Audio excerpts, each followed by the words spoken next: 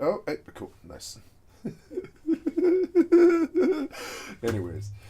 Okay, so let's drag you over and let's start the movie, but yeah, only a quick one, huh? Yeah, and we'll drag this guy over here too, which is annoying, but whatever.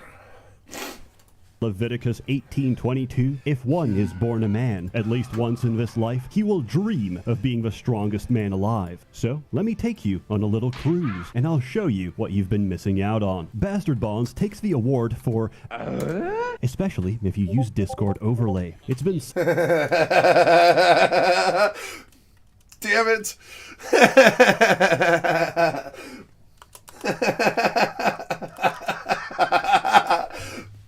Subtle, but none of my homies screaming and punching each other to the tune of poorly compressed power metal is the peak of literature. For was it not written in Leviticus 18:22, if one is born a man, at least once in this life, he will dream of being the strongest man alive. So, let me take you on a little cruise, and I'll show you what you've been missing out on. Bastard Bonds takes the award for, especially if you use Discord overlay. It's been subtle, but none of my homies turn their backsides to me anymore, in fear. What others may see as ein Videospiele, dripping in sweat and homoeroticism, is actually a fairly deep and well-crafted RPG. The game setting is loosely based on the country of Australia, full of sodomites, murderers, and people who engage in character development. There's also a great variety of creatures from every mythos imaginable, from otters to bears to people who watch JoJo. Ever since I know, to people who watch JoJo, I hated JoJo. I was like, no. I was like, man, I really thought JoJo was going to be good. Everybody said it was going to be good. I really didn't think JoJo was good at all. I was like, man, the writing of this sucks. The only thing that looks good is the animations. Like, the rest of it's like really not too good. I like that it kind of seems like, the one about the kid who plays Go, or the Black Mass or whatever it was. They're like, or Black whatever it is, Black. There was a few of those that were actually good, like really good, like genuinely good. But nah, JoJo. JoJo was just a bunch of schlocky crap. I was like, yeah, I can't watch this. Everybody I've ever heard said JoJo was good, and I'm sure it is, but I could not watch it. I was like, yeah, this isn't good. There's nothing compelling here. It's not really keeping me. I watched the entire first season, and I was like, yeah, no, I'm not going in for another one here. That's very rare for me. I usually follow through even if I don't like it. But that one was like, yeah, no, I don't like JoJo's Bizarre Adventure. It was bizarre and it was bad. I'm sorry. I realize that's probably everybody's favorite fucking anime, or whatever the fuck, What happened here? What'd you do, you stupid thing? God damn it. Lock that bitch. Lock it. Lock it. There you go.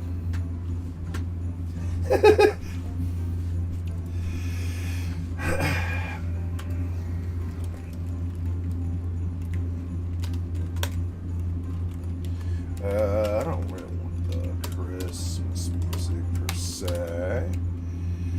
No.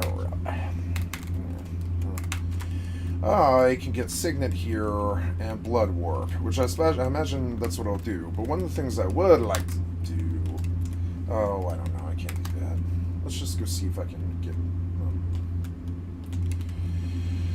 yeah. Did I get the Lilac and turn it in? Oh my god. I have to go back to Windy. It's so stupid.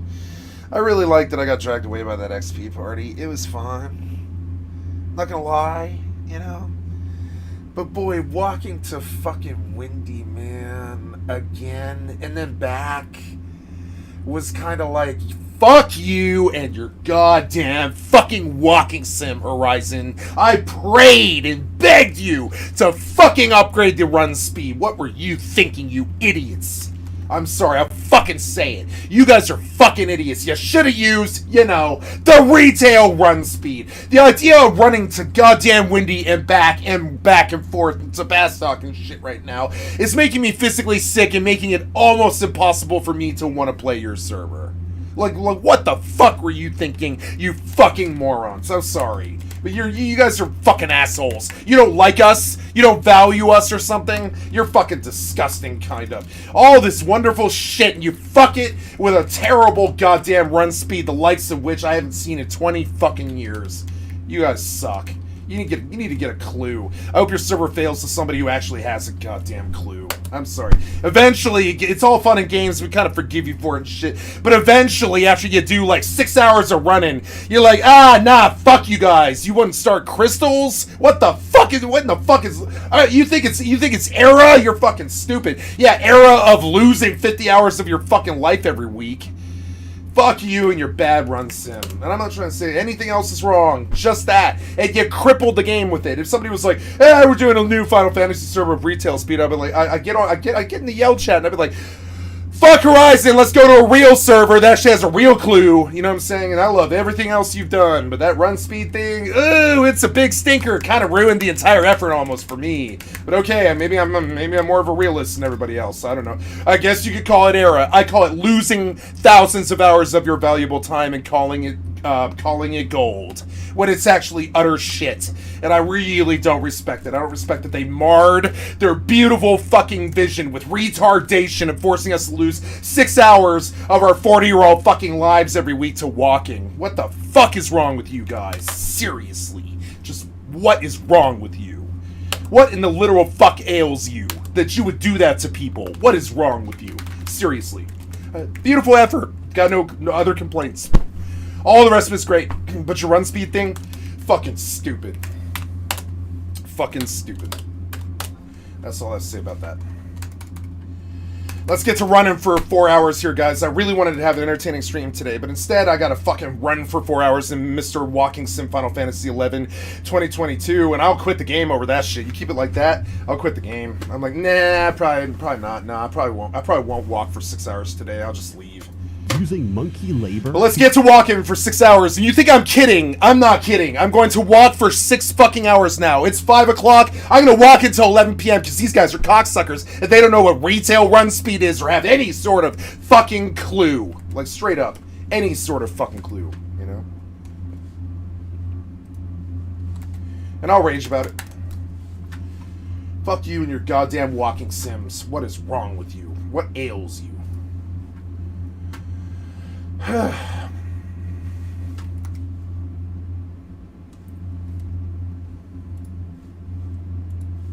To collect coconut milk? I have never been more excited to do a HelloFresh sponsorship. Hit me up. I'm the only pro-monkey slave trade creator on this platform. I will make you so proud you have no idea. Unfortunately, they are no longer responding to my emails, so I have to settle for a much higher quality sponsor instead. Listen, I am literally paid to distract you from important issues so my masters can better control you while you dance for bread. It's true, but he shouldn't say it. Circus. Of course I endorse everything I say. As my rabbi always used to say, let's get this over with. It's about 5% off the top. You're not gonna remember. Just like a young man. Locked. Yeah, it's just like... in the throes of passion with a certified BBW from a project narrowly avoids fatherhood. Established titles have pulled out from this sponsorship. Let's make this very clear. Every sponsorship I ever take is a complete work of fiction. Let the words pass through you and go about your life. I'm just here to bleed corporations dry. Do not believe a single thing I say. Before I continue, there's a button in the options menu, which, if I ever click, gets me instantly demonetized. You begin as a newly incarcerated inmate in the most meticulous and detailed clothing system I've ever seen in a game. I know, I was surprised too when I learned the target demographic of this game. Then, you get to the fun part, your prison sentence, in which you get to pick your favorite crime. There's nearly 30 options, but unfortunately, you can't multi-class. What do these decide? Does the game ever tell you? Nope. So in the spirit of fairness, I won't either. Then you either confess or deny your guilt. This will affect your character's alignment, and then the game begins. And based on a number of factors I don't have time to explain, you get your first party member. Lawful characters get a parole officer. Sex criminals get a fellow reprobate to tag along with. And mixed race couples get bailed out by their 7-foot-tall orc GF. Of all the backgrounds, necromancy still haunts me to this day, because one of my favorite characters, he tries to free you, gets his neck snapped by an inmate, and how do you you reward this act of compassion, you resurrect his lifeless corpse to serve you for the rest of the game. Now's a good time to explain character stats. The system stretches wide and deep. Columns are your stereotypical archetypes: top, bottom, top, bottom, and switch. Rows are your proficiencies: giving, receiving, and jelking. It's fairly straightforward once you get the hang of it. Anytime you put a point into a stat, everything in the same row and column receive some of a runoff. There is no traditional class or gender role. Essentially, everything is running off the same rules as you, and you always have the ability to respec. So experimentation is not only encouraged, it's mandatory. Once you get past a quick tutorial, you are thrust into the main map. You'll notice two things once you get to the open world. The world is very open, and you have nowhere to live. This game follows the Lord of the Locker Room 4th edition rule set, which states if you beat the absolute shit out of everyone on the map, you can invoke squatter rights and claim it as your gym of operations. But who's gonna staff this hunk dungeon? I'm glad you asked. The game has a sizable bestiary, and as long as you've got bench space in your stronghold, you can recruit nearly every creature in this game. Hulking giants, strapping centaurs, bear tigers, even women. They all respond to the same style of friendship I used in primary school. I threw a rocket at their head, and we both got detention. Similarly, you assert your dominance, and after a brief snuggle, the enemy might hesitate. You can then ask them for two things: your money or your cummy. We both got it. We both got it. I'd just like to say thank you to Established Titles for sponsoring this video. Increases your manpower, which dictates how large of a gym you can currently run. Also, holding a thug for ransom is literally your bread and butter. It's how you earn money. Listen, this is a prison island. We are not good people. We're not good people. Else, this game tells you absolutely nothing about a monster until you actually recruit. We are a prison island. It's actual HP. Yes. So we are not good have people. To tiptoe the fine line of all alcoholic fathers. Beat them just enough to listen, but not enough to summon Child Protective Services. Summon Child Protective Services! Skill, command. There's several in the game, the earliest of which will be a hag. After you've wined and dined on Primo Grossi, you now have the best recruiter in the entire game. That's because command allows you to understand anything or anyone, regardless of language or intelligence. Damn it. Think of an does it really matter? I don't think it does. But instead, we use it to convince slime girls to let us hot dog their gelatin and join our ranks. Giant Golem, blocking a vault, now he's my personal valet. Dragon, ruling his cave, now he's my personal sriracha dispenser. Horrific abomination composed of nothing but limbs, eyes, and genitalia? Yeah, that's Gary. He runs the soup kitchen. If you can beat something into a pulp, you can make it part of a team. As Machiavelli famously said, it is better to beat off a minotaur than to be beaten by the minotaur. Commission list of fur affinity tags rolling with a squad. How does that help our gains? Well, every member of your band contributes manpower. This is the statistic you need to acquire more Lebensraum, if you will. Generally, if someone's good at murder, they're terrible at housework. Look, somebody has to wipe down after the unspeakable happens, so you're gonna need some indentured servants, which is still okay to Let's say start on over. YouTube because the I'm gonna start over. I feel like I missed half of this. Let's see. There we go. Terrorists are excluded from all protections outlined within these guidelines, as they are excluded from all protections otherwise afforded to the rest of the humanity. Oh.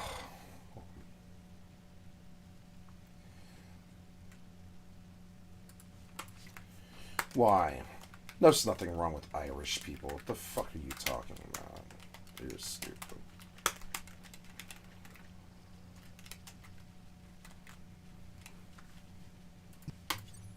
There's nothing wrong with Irish people.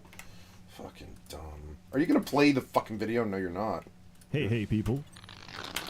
Seth here. Ask yourself this question. Why do people hate on the shonen protagonist? On self-improvement in general, acting as if self-actualization and personal growth are just schemes designed to make you leave your mother's basement. Well, I have a newsflash for you. All the stuff you thought was cool as f at 12 still is. Large men screaming and punching each other to the tune of poorly compressed power metal is the peak of literature. I never thought that was cool. cool. Written in Leviticus 18:22, if one is born a man, at least once in this life, he will dream of being the strongest man alive. So, let me take you on a little cruise, and I'll show you what you've been missing out on. Bastard Bonds takes the award for, especially if you use Discord overlay. It's been subtle, but none of my homies turn their backsides to me anymore. In fear What others may see as ein Videospiele dripping in sweat and homoeroticism is actually a fairly deep and well-crafted RPG. The game setting is loosely based on the country of Australia, full of sodomites, murderers, and people who engage in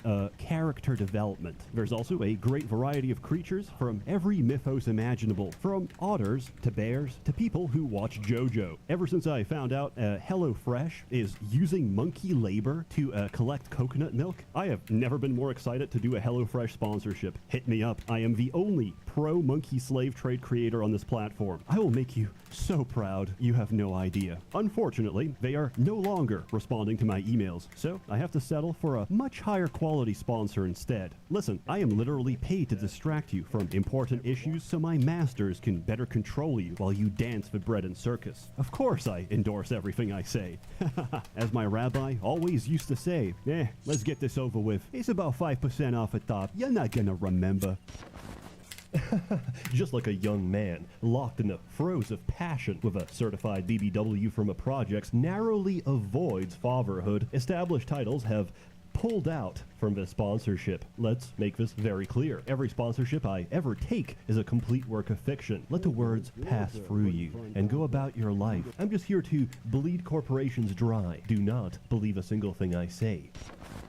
Before I continue, there's a button in the options menu, which, if I ever click, gets me instantly demonetized. You begin as a newly incarcerated inmate in the most meticulous and detailed clothing system I've ever seen in a game. I know, I was surprised too when I learned the target demographic of this game. Then, you get to the fun part, your prison sentence, in which you get to pick your favorite crime. There's nearly 30 options, but unfortunately, you can't multi-class. What do these decide? Does the game ever tell you? Nope. So in the spirit of fairness, I won't either. Then you either confess or deny your guilt. This will affect your character's alignment, and then the game begins. And based on a number of factors I don't have time to explain, you get your first party member. Lawful characters get a parole officer. Sex criminals get a fellow reprobate to tag along with. And mixed race couples get bailed out by their 7-foot-tall orc GF. Of all the backgrounds, necromancy still haunts me to this day, because one of my favorite characters, he tries to free you, gets his neck snapped by an inmate, and how do you reward this act of compassion? You resurrect his lifeless corpse to serve you for the rest of the game. Now's a good time to explain character stats. The system stretches wide and deep. Columns are your stereotypical archetypes. Top, bottom, and switch. Rows are your proficiencies, giving, receiving, and jelking. It's fairly straightforward once you get the hang of it. Anytime you put a point into a stat, everything in the same row and column receive some of a runoff. There is no traditional class or gender role. Essentially, everything is running off the same rules as you, and you always have the ability to respec. So experimentation is not only encouraged, it's mandatory. Once you get past a quick tutorial, you are thrust into the main map. You'll notice two things once you get to the open world. The world is very open, and you have nowhere to lift. This game follows the Lord of the Locker Room 4th edition rule set, which states if you beat the absolute shit out of everyone on the map, you can invoke squatter rights and claim it as your gym of operations. But who's gonna staff this hunk dungeon? I'm glad you asked. The game has a sizable bestiary, and as long as you've got bench space in your stronghold, you can recruit nearly every creature in this game. Hulking giants, strapping centaurs, bear tigers, even women. They all respond to the same style of friendship I used in primary school. I threw a rock at their head, and we both got detention. Similarly, you assert your dominance, and after a brief struggle-snuggle, the enemy might hesitate. You can then ask them for two things: your money or your cummy. I just like to say thank you to Established Titles for sponsoring this video. Sending them to the coal mines increases your manpower, which dictates how large of a gym you can currently run. Also, holding a thug for ransom is literally your bread and butter. It's how you earn money. Listen, this is a prison island. We are not good people. We are not good Much people. Like everything else, this game tells you absolutely nothing about a monster until you actually recruit it. Not even its actual HP. Guess. So, you're gonna have to tiptoe the fine line of all alcoholic favors. Beat them just enough to listen, but not enough to summon Child Protective Services. We're looking for creatures with a particular skill, command. There's several in the game, the earliest of which will be a hag. After you've whined and dined Primo Grossi, you now have the best recruiter in the entire game. That's because command allows you to understand anything or anyone, regardless of language or intelligence. Think of an amulet of monkey speak from RuneScape, but instead we use it to convince slime girls to let us hot dog their gelatin and join our ranks. Giant Golem blocking a vault, now he's my personal valet. Dragon ruling his cave, now he's my personal sriracha dispenser. Horrific abomination composed of nothing but limbs, eyes, and genitalia, yeah, that's Gary, he runs the soup kitchen. If you can beat something into a pulp, you can make it part of a team. As Machiavelli famously said, it is better to beat off a minotaur than to be beaten by the minotaur. Anyway, now you have a full commission list of fur affinity tags rolling with a squad. How does that help our gains? Well, every member of your band contributes manpower. This is the statistic you need to acquire more Lebensraum, if you will. Generally, if someone's good at murder, they're terrible at housework. Look, somebody has to wipe down after the unspeakable happens, so you're gonna need some indentured servants, which is still okay to say on YouTube because the Irish are not yet recognized as part of a human race. Wow. And to quote Albert Einstein, even if they were, the only thing they're racing towards is the finish line. Throughout the island, you'll find many extravagant locals. There's a fairly common recurring enemy. They're called thralls. Essentially, unpaid interns, but for life. So, you basically go into a World Economic Forum hideout, beat the shit out of every hedge fund manager, and then, when thralls are the only thing left, you tell them you aren't free so much as under new management. Since areas scale to your level, which isn't the default option, and please, for the sake of your homies' glutes, change level progression to leader instead of band. Because those levels scale with your leader, recruiting a fresh batch of serfs every now and then will keep your bases expanding fast with the least amount of grind possible. So, you got a bunch of bad bitches, you're girl bossing it up. What's the point of this game? Well, in a complete subversion of traditional JRPGs, your primary objective, and the last thing you do, is get a boat and get the fuck off this island. You're left to figure out for yourself how you plan to do that. The world map is completely open and can be approached from many directions with many interesting and varied locations, from serene forests with soothing music to brothels to bathhouses to a Silent Hill horror sequence to literal giant anuses used for fast travel, or as I like to call them, one developer's poorly disguised fetish. There's a lot of unique characters, events, side quests, and lore to keep you entertained as you slowly realize this island isn't just a prison for its inmates, it's a tomb for your jailers as well. We can enter, but someone or something has its tendrils around our collective chodes, and we cannot leave. Combat. Combat is quick and snappy and about as deep as a puddle. As everybody works off your rules, you'll catch on how it works pretty quickly. Mainly, combat is a dance between two options. Take an action or hold shift and take risk. It's a delicate balance of risk versus reward. Essentially, you're going to be the caboose of any train if you don't go balls out as often as possible. Risk lets you make multiple moves by the same character on the same turn, but each time you do, there's a higher chance of punishment. Each time your risk meter overloads, you instantly fail your move and are left in a state I refer to as submissive and breedable. So you can choose to either minimize your risk, play it safe, or push your luck as deep as it goes. My personal team build consists of a daddy dom, a power bottom, a service top, and an ally. There's a lot of customization and options. Beating someone to death with a legendary multi-hit bow is just as viable as shooting it. As your enemies scale up in late game, many fights boil down to the equivalent of getting jumped in between classes, something I'm all too familiar with. Some bullies will pull up, hold your friend down as they slap the books out of his hands, and proceed to beg for their lives as you reach into your backpack. This game's systems are occult and esoteric. I encountered many soft locks, exploits, and glitching AI. Some might call this organic. You know what else is organic? Brain tumors. I've now had 2 people play through the entire game without a single gay encounter, which, I'm not complaining, I just feel a little cheated, that's all. There's something I should clarify before we pull out the crusty socks. This game has a certain stigma behind it, as the funny gay sex Baldur's Gate. In fact, the gay sex is hidden behind something called romance. You actually have to form a connection with someone, learn their feelings and aspirations, and become closer to them in both body and soul. Then, after years of camaraderie, you confess your feelings for each other, and what do you get? A few nice words and a friendship bracelet. So, yes, you'll probably have to play with 2 guides open, and you'll have to figure out the rest by trial and error. However, with a little bit of effort and determination, you'll find a game that's worth the jokes and concern expressed by your friends for playing it. In closing, Bastard Bonds is a game with a lot of heart. In a bodybuilder community, heart is very important. You know, everyone always focuses on abs and cum gutters, the ability to submit an Astolfo cosplayer at a glance, but they often overlook cardio. Looking like a character out of Baki might get you a lot of attention, but a good heart, both physically and metaphorically, will do you much better in the long run. So, why did I cover this? Well, primarily to humiliate the sponsor, but I do have a reason. Maybe in our fear and stigmatization of homosexuality, we as men have lost something in the process. The ability to stand up and proclaim our love for one another as friends and comrades. We're so scared of how we appear, we've reduced ourselves to I'm not scared of how I appear. husks. Whatever. Look, I'm not here to preach, but maybe if each of us told another homie that we genuinely care about them, maybe we would not be half as depressed and pathological as we are right now. It's easy to forget yourself. I've been there many times, and each time the pit is just as empty and bottomless as it was before. In my paralysis, it is only because of the people closest to me that I remind myself I can climb out of it.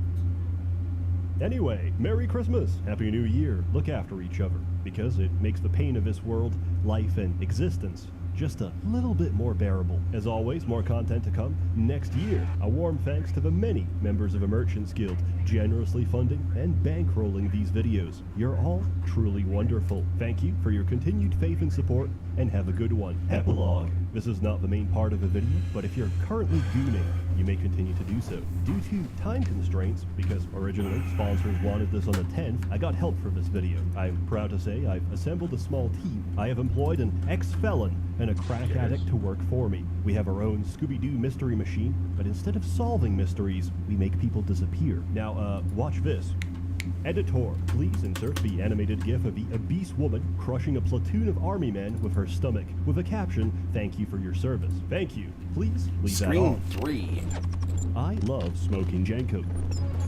By selling out, I have bought my freedom. I don't have a concise explanation for the psychological reasoning behind this, just know that I fought long and hard about this, many nights, and considered my options between the fleeting temporary relevance to and adoration of porn-addicted males on the internet, or money. And unfortunately, I chose the cash. Check. Ever since people found out that our scam sponsor is a scam based out of Hong Kong, it is unlikely we're ever going to see that money, which is a shame, because it's a really good advert. In fact, let me show you. Hey gang, you know what's a pretty fun concept? Feudalism. Back when times were simple and men even simpler, we all sort of agreed that whoever had the most land must have something going on. Nowadays, the people who own the most land are called investment firms. Back in the day, however, they were called lords or ladies. Look, I'm gonna level with you. Society is heading towards a collapse one way or another, and between you and me, I feel our chances are better with neo-feudalism than a budget Amazon Prime version of Brave New World. That's why I teamed up with established titles for this video, the hip new way to integrate class warfare while also preserving nature in Scotland and helping reforestation efforts globally. It's based on the historic Scottish custom where landowners are referred to as lairds, or lords and ladies in English. Full disclosure right off the bat, the title they give you, honorary at best, a conversation starter at most, technically bequeathing you no land, no wenches. However, you can use it for all your status-adjacent documents, credit cards, dating profiles, plane tickets, you name it. It makes for a great last-minute gift. Now, what it does, however, establish is that you are different. What made a lord back in the day? A divine mandate? The will of God? I missed a lot of this. No, it was one guy who convinced a bunch of dirt farmers that, hey, you know what? If we have more dirt, we could probably get more bitches. That's right. I'm telling you that this title is the first step. A step towards establishing a dream. Our dream.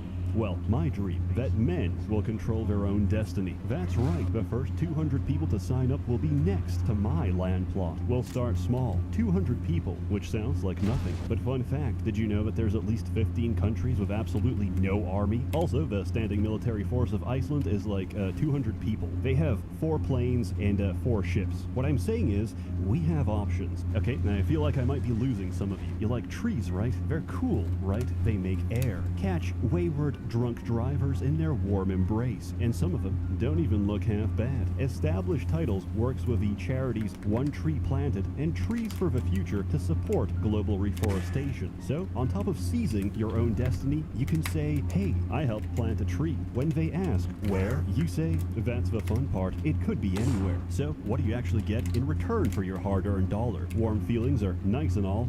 I need a receipt. You'll receive an official printed title with a unique plot number. Where, might you ask? A preserve in Eddleton, Scotland, with any name you wish to canonize as a lord or lady. You know, some men need a push in the right direction. You think someone like Kim Jong-un wanted to be in charge? Of course not. He would rather be playing Genshin Impact and grooming kittens online. Greatness waits for no man, which is why it's time to start your legacy today. With Christmas just around the corner, they're running a Christmas special. Follow my link or use code SEF10 at checkout for an extra 10% off. Think about it. What better gift can you give a king than a crown? And with that, I bid you all farewell. I cannot wait to see the man-made horrors that await us for 2023. Remember, it's not a dystopia if you're living in one. It's not a dystopia if you're living in one.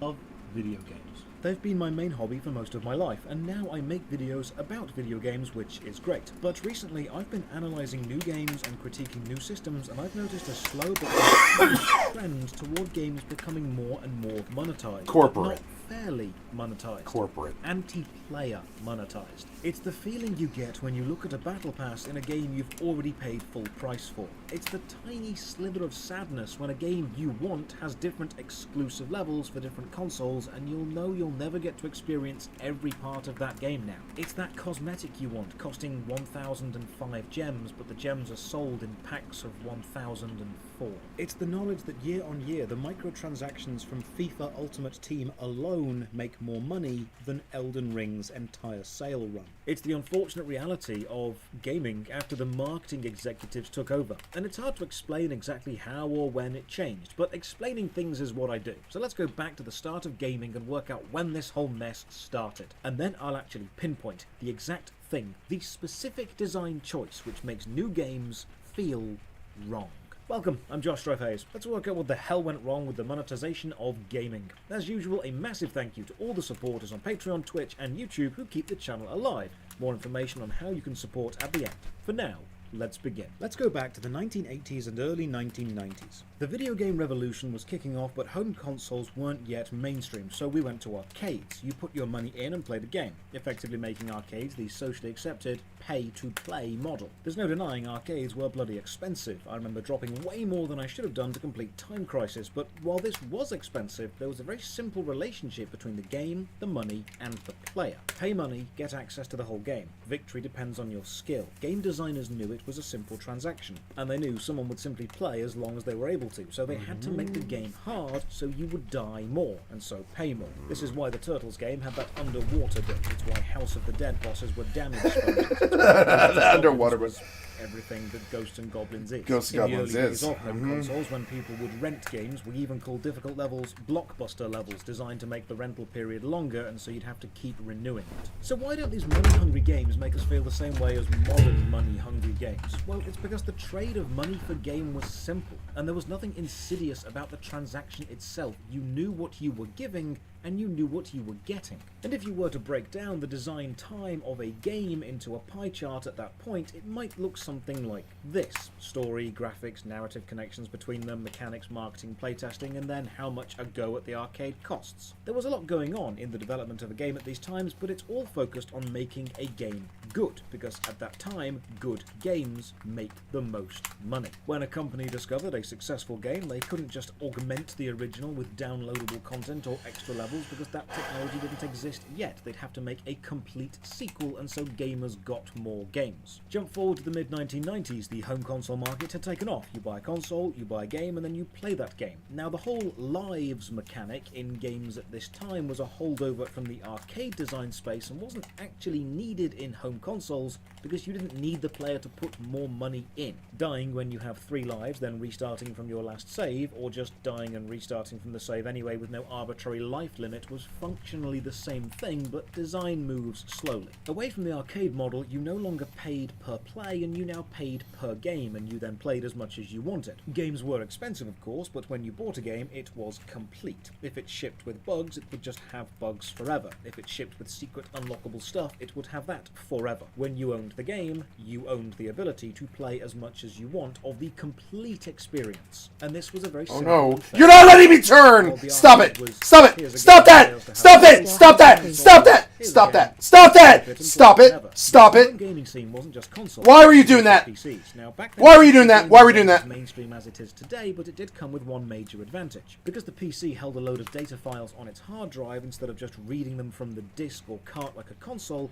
developers could create additional content for a game and sell that. Like the incredible RPG Baldur's Gate, releasing in 1998, and then the multi-hour-long expansion Tales of the Sword Coast in 1999. This was a time in gaming where developers could develop additional content, but when they did, it was usually a lot of content. PC games saw expansion after expansion, Morrowind seeing the Tribunal and Blood Moon expansions, Diablo 2, then the Lord of Destruction expansion, and all the extra modules for Neverwinter Nights. This was additional content for a game without being a sequel, but again, gamers didn't hate this because the transaction was very simple to understand and it felt fair. You gave them money, you got an experience designed to be the most fun it could possibly be. The biggest difference in this era is there's no trickery. You're not being manipulated, it's just a straight up understandable product. If we again take the idea of breaking down game development time into a pie chart, you've probably got a few new bits to the pie by now. Magazine adverts and articles, some TV ads, and the arcade price replaced with a box price. But it is still mostly make a good game and you will make good money. Then in 2004, online gaming really started to kick off, with World of Warcraft being released, but Blizzard aren't the bad guys in this story, at least not yet. For now, we need to look to the east, to another popular online game from Korea called MapleStory. Now in Japan, the small toy capsules gachapon have been popular for years. You put money into a gachapon machine and get a random toy of varying rarity. These systems appeal to people who like collecting things and people who like random chance or mystery. It's basically gambling on a rather inconsequential level, but the psychology behind it is very, very powerful. So MapleStory introduced an in-game gachapon style system. 100 yen got you a ticket for a random in-game item, and many people consider this to be the first example of a random loot box. But more importantly, this was the first moment in mainstream video games where you could pay money and not know what you were getting. You were no longer paying for the game or for an established product, you were paying for the mystery, the ephemeral moment of what if between purchase and eventual prize. And this system made a lot of money, because MapleStory was online and other people could see what you won. So it was no longer about having the game and enjoying the game, it was now about a sense of community and prestige when you have something somebody else doesn't. If you make your game multiplayer, competition amongst players becomes a thing, and there are a subset of players who enjoy being seen as the person with the best stuff. And unlike real gachapon machines, which were either a physical distance to travel to or had a queue by them or sometimes just sold out, virtual gachapon tickets were unlimited, entirely within the company's control and could be bought constantly. MapleStory already had the in-game items made, so they were selling the excitement of chats, and they were tapping into the collector and completionist mentality of many hardcore gamers. So game developers began to see they didn't actually need to sell a gaming experience anymore. They could instead sell the small adrenaline spike of potential. This was a turning point. A moment investors realized it was completely worthwhile to dedicate at least some game development time, not to the game itself, but to systems within the game designed simply to extract money from the player after they had started playing,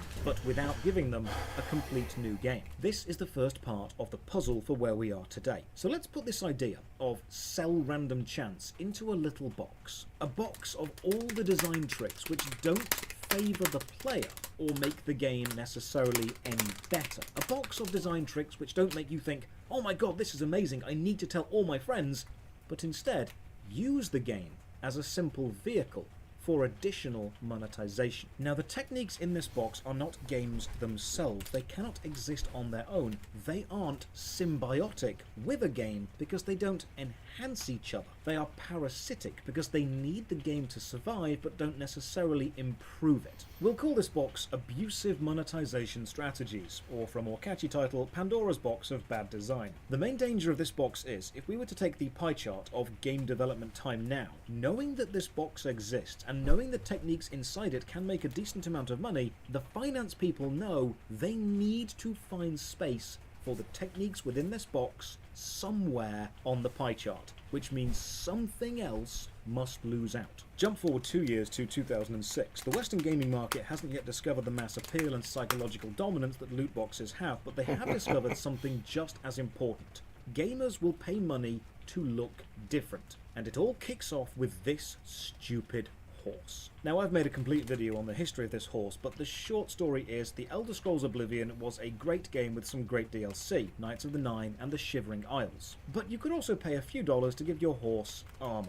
Now, it's important to understand this is completely cosmetic. It doesn't actually make your horse any better in combat or defend it, but you can buy it. And people did. In fact, a lot of people bought it, and this highlighted another thing. Making a game takes a long time, but once a lot of people bought the first DLC they had ever heard of, you know?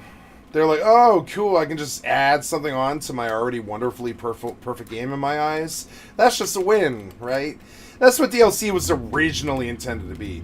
Then they added in 40, what was it? It was like 64 DLC for Mass Effect 1. And then it was like 128 for Mass Effect 2, and then it was like 250 or something for Mass Effect 3. They were all 5 or 10 or 15. And so then you look at the actual Mass Effect chart. I saw it in a Game Informer magazine. It was scandalous. When I was like, I don't know. We used to read all the Game Informer because they would give it away for free when you subbed at GameStop, right? They would just send you a magazine for free for like a whole year if you would take a $5 membership at GameStop, which I thought was really good. It's like the best value ever. Like, I loved being a GameStop member, and I never used that motherfucker, barely ever. I just liked the magazines for free. It was the best magazine subscription I ever had. I learned so much from that.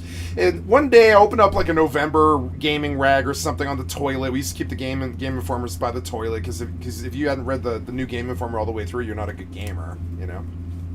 And that's what Skill Up is now. He's like my non-toilet Game Informer.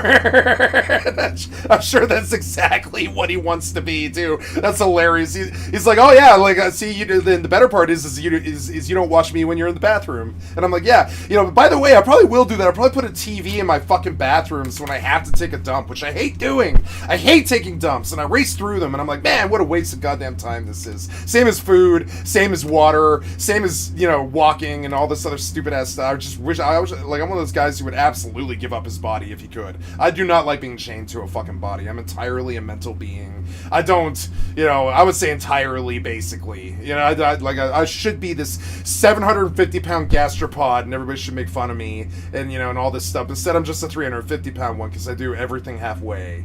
I can't even commit to being a gastropod because I don't eat. That takes too much time away from my fucking gaming. I eat like once a day if I'm lucky. Maybe not at all. Like yesterday, I didn't eat until yesterday I went 24 hours without a single thing to eat, and I just streamed, and I got attacked as usual, and had 3 mental breakdowns as usual, and all this stupid shit. They're like, so I want a tiny little TV in my bedroom. I'm sorry, in my bathroom, right, where I can watch my my Skill Up. I learned about video games and stuff while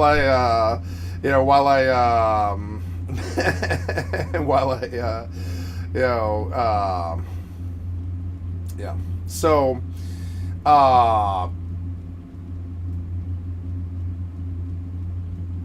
Yeah, like, how could I mean, I don't know, like, yeah. Anyways, I'm,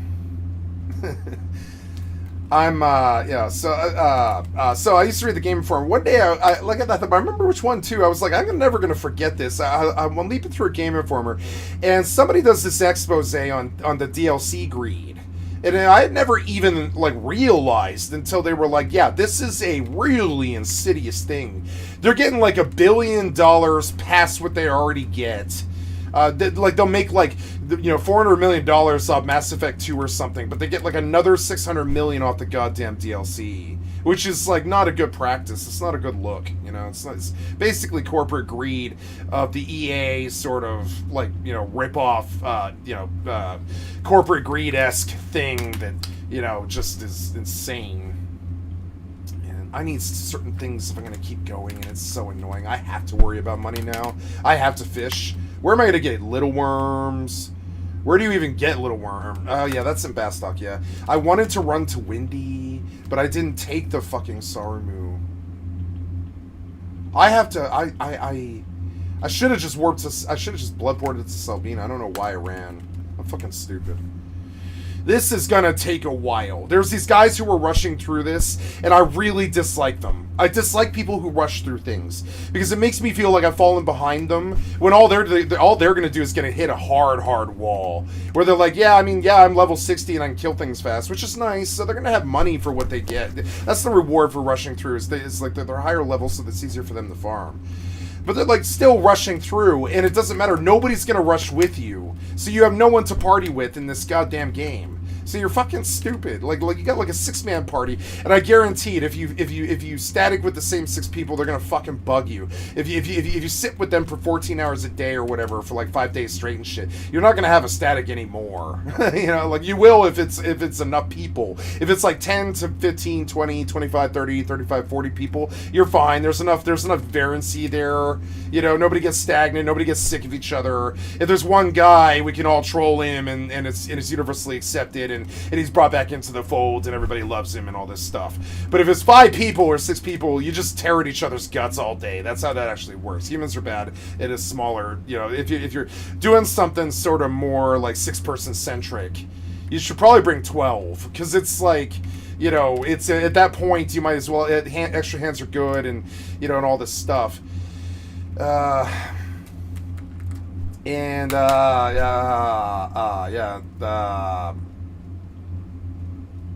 Yeah.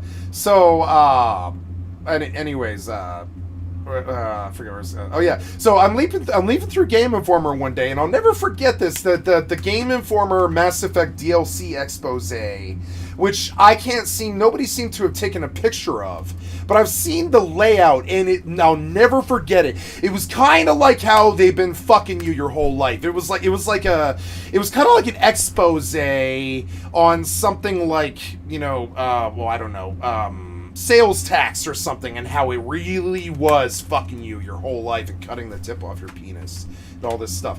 And like it was kind of an expose like that. So we'll pull like the Game Informer Mass Effect DLC thing,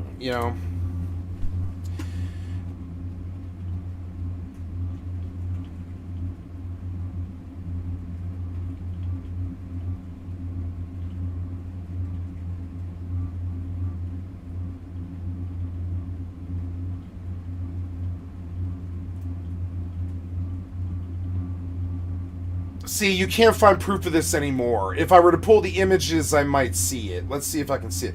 But there was this wonderful spread they did one day. It was only 2 pages.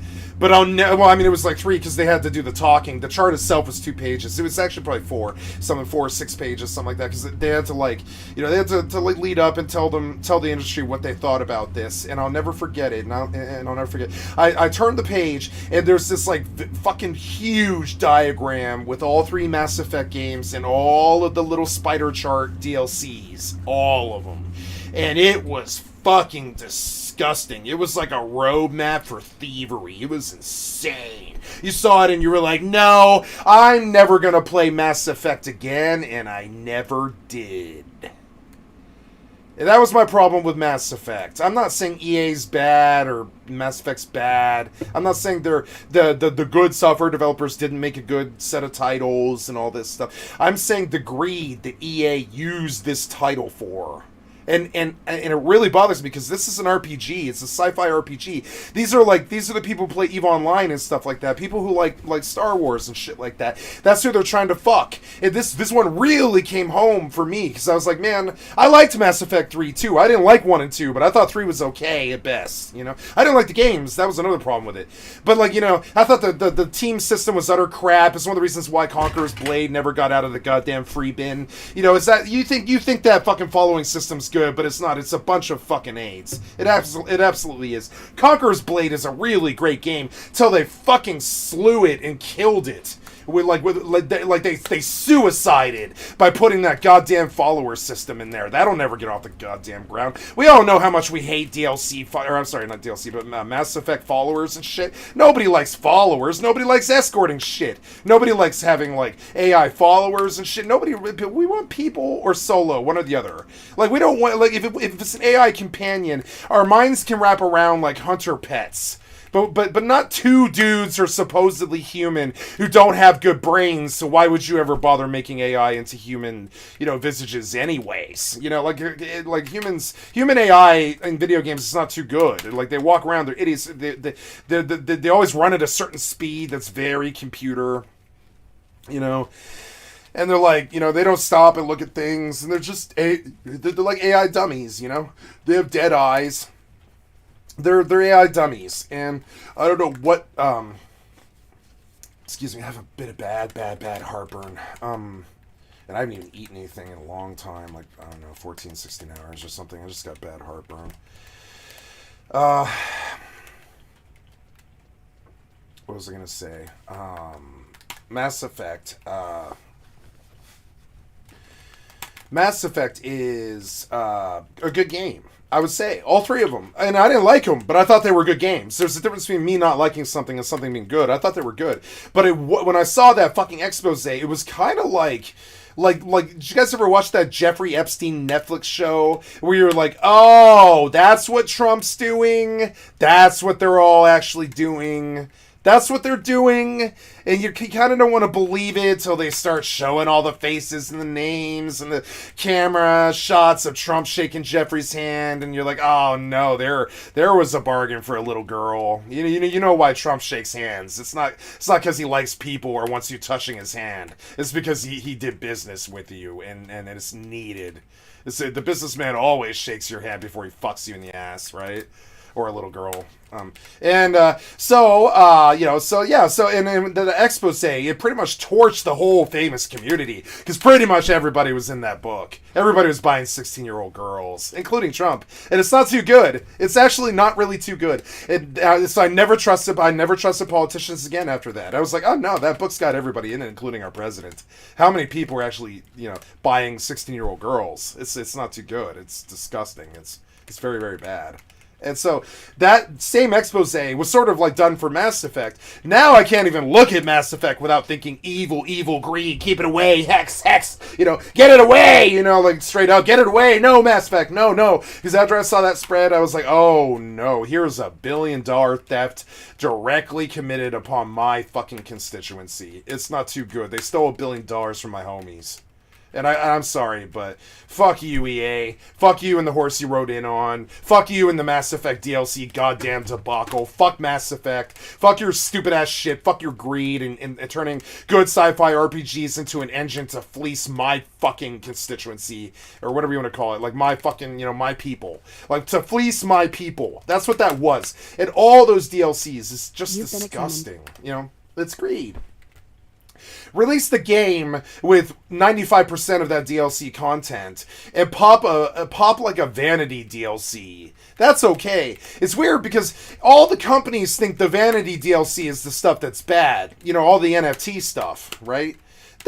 just images and skins. Everybody thinks skins is bad, but I actually think skins are a lot less morally fucking bankrupt than DLC. DLC is like, we cut some shit out from the game and sold that to you separately. This is what toy manufacturers do.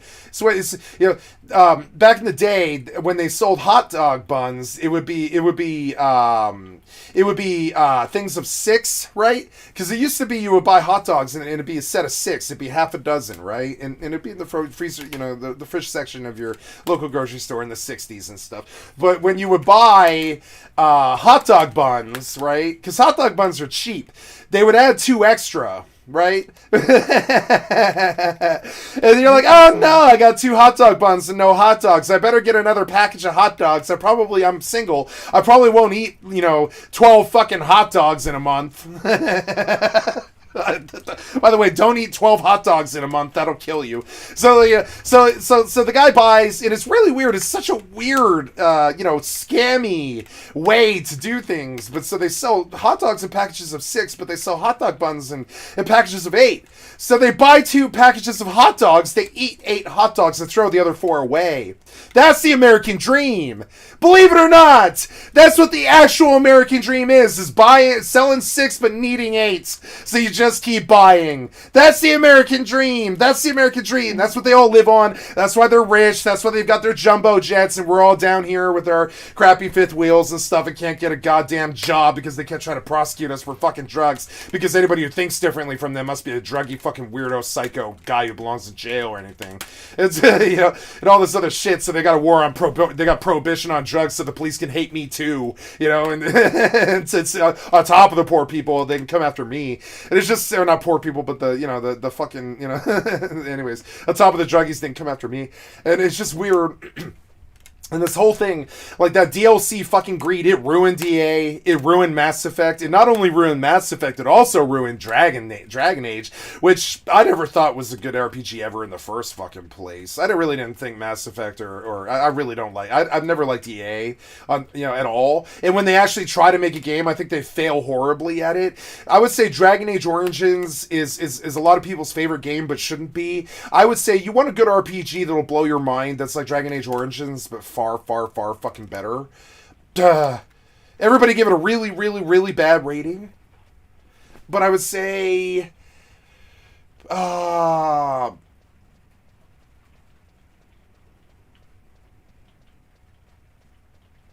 mean, EA was smart to sew up that... no game jumps to mind, right? The full voice acted... I guess it fits a niche that we just don't have enough games in. Full voice RPGs, right? There's only a few of them. There's like the Bethesda efforts, the EA efforts.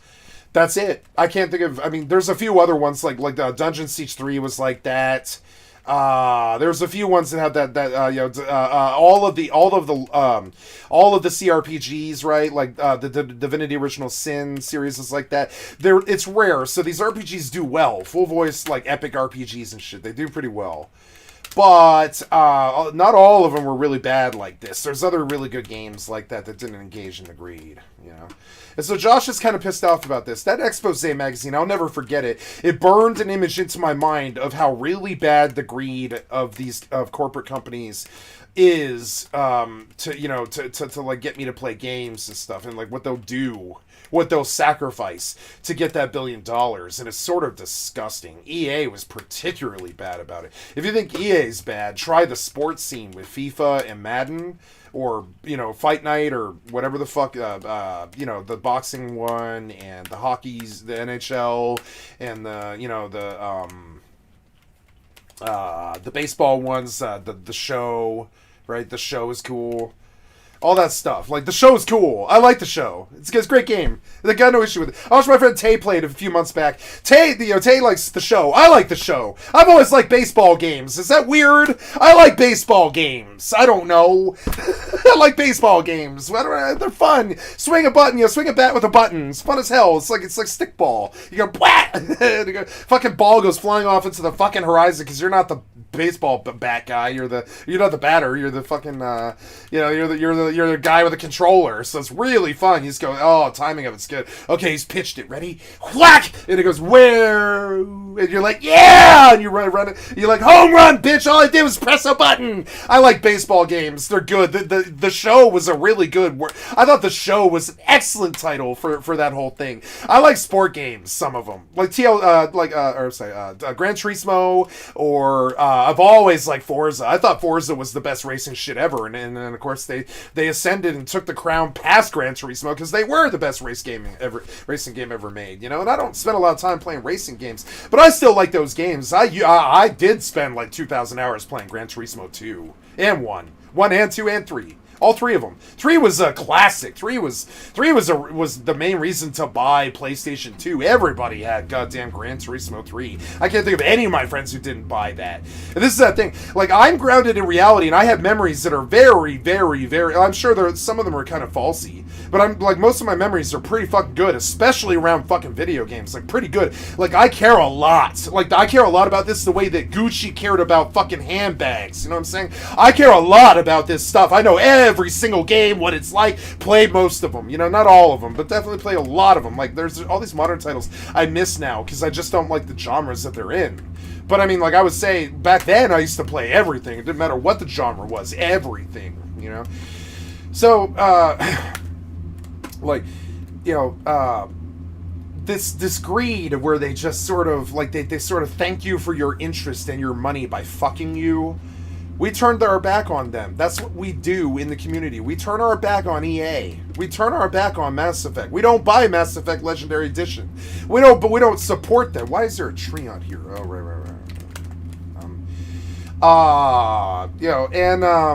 That's where I'm at with it. Like, kind of like, so we don't support EA anymore. We don't play Mass Effect on stream. We don't talk about Dragon's Age because those things, they're not too good for us. They weren't too good for us. You ever looked at how much DLC it actually is? It's like really fucking disgusting. Let's see if we can pull a video on it. How much Mass Effect DLC is there, right?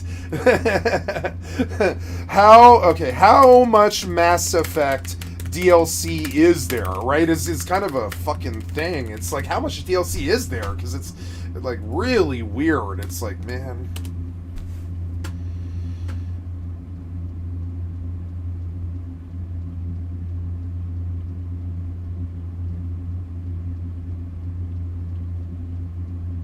Look at this. All it is support, because EA has somehow finagled to get all the negative stuff except for the current thing. EA has somehow finagled. They're probably suing people or getting them to remove their video and shit.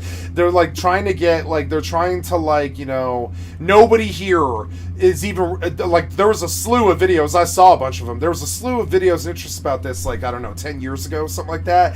But you can't find a single fucking one. I can even sort by view count. All of them have been either removed or taken off or something. And then I suspect that EA threatened to sue, right? Because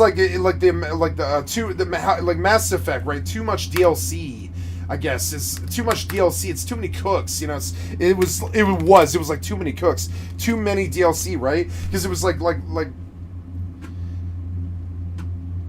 See, everybody just thinks that they like the game and that they bought all the DLC, which I think is cool. I'm not trying to hate on the consumer. I'm talking about the fucking predatory practice of the goddamn video game company. I don't care what you think about Mass Effect. If you think it's a perfect 10, then more power to you. I'm glad that you were able to get that experience out of it. I was not. I was unable to do it, and it really, really, really irked me because I know that Mass Effect 2 is like one of the greatest games made of all time, but I can't fucking stand to play a second of it, and that bothers me. I'm shut out of it due to my own weird, like, biases against corporate goddamn greed. It's like, fuck that. Like, fuck that.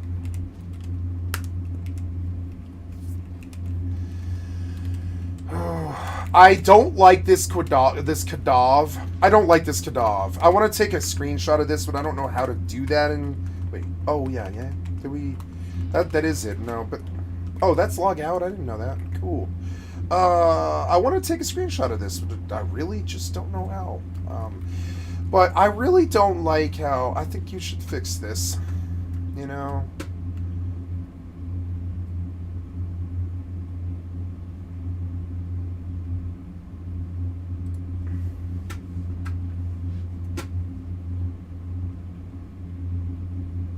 I'm gonna say something about this.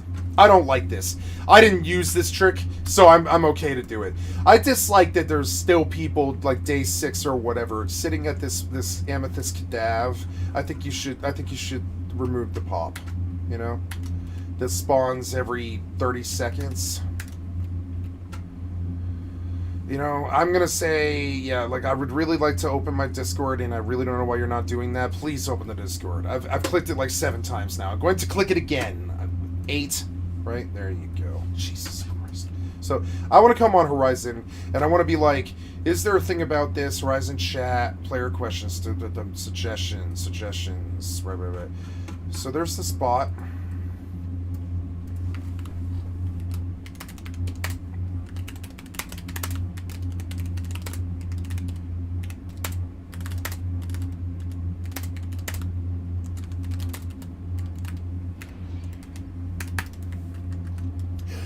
I see this and I don't like it. I don't like this, you know. No, they won't do it. There's so many amethysts all over the zone, and they're all camped like this. There's no way they're gonna fix it. It's a symptom of a private server disease. It's not some error in the code. They need to get we need to get our scrolls somehow, and I think he's right. I'm sure plenty of people complain about this.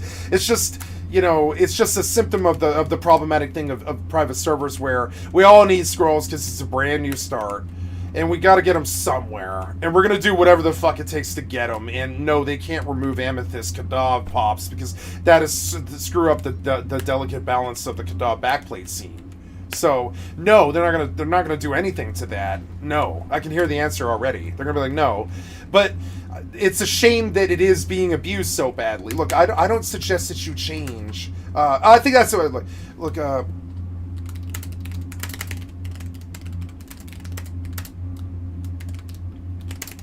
You've been examined. Yeah, I'm gonna write this before I post it I'm gonna cut this and paste it. I'm gonna do something to try and improve this server because something's kind of wrong with that. And I can't really nail it, but it's, you know, something's kind of wrong with that. I'm gonna write it all out. Right, here we go. Rich text document.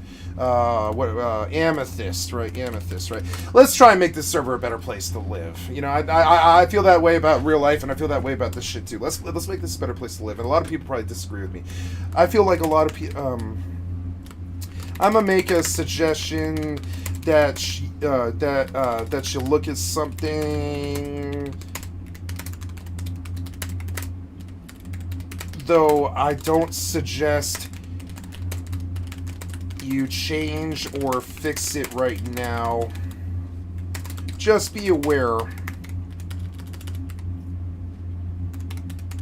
and think about it.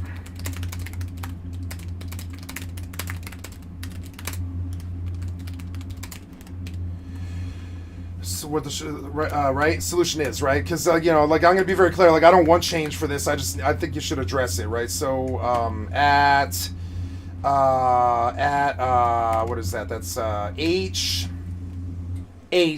in South Gustavberg, right? Anyways.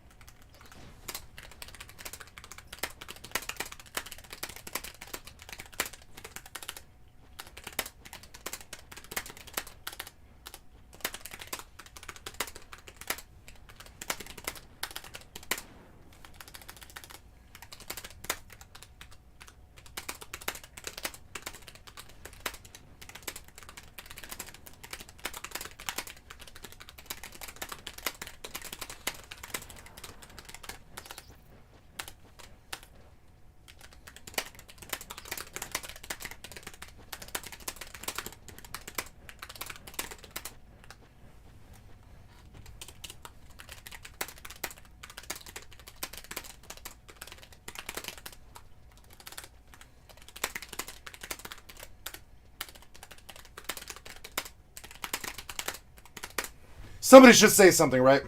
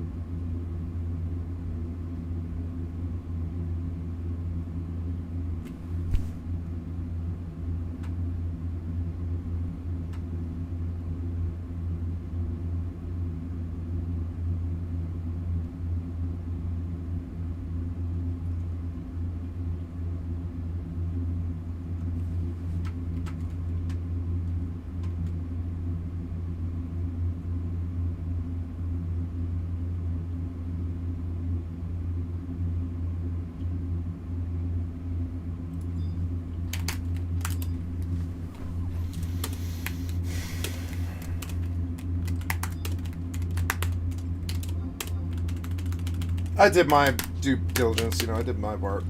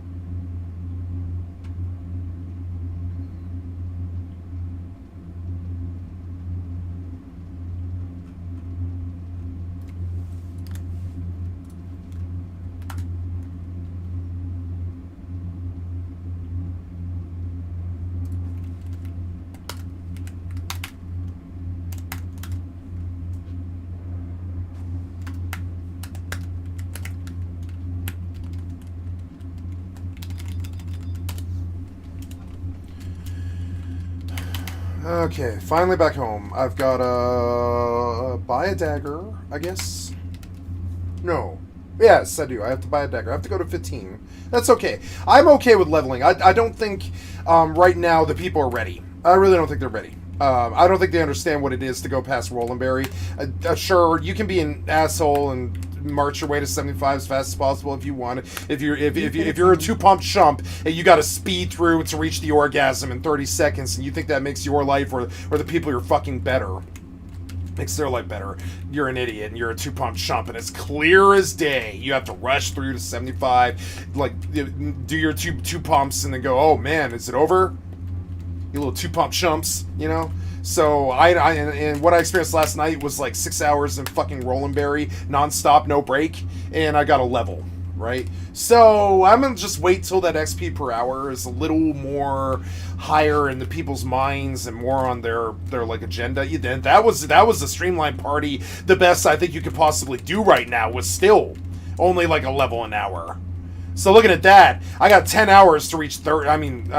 It's not a level. It's a level a day. It's like 6 hours, like 6 hours in XP party, and I got like a level or something. Yeah, I went there as 19. I'm 20, and I spent 6 hours in Rolandberry, If that's how this timing is, I'd rather worry about like getting my white mage optimized and black mage optimized totally than worrying about like how fast this is gonna be. Because I'm not hurrying up to spend a week to get 5 levels. I'm not doing that. Fuck that. I'll like at that rate, I'd rather just be optimized. So when I do show up and level for 5 fucking hours, they look at my gear and I don't feel embarrassed, right? That's actually bothering me far more.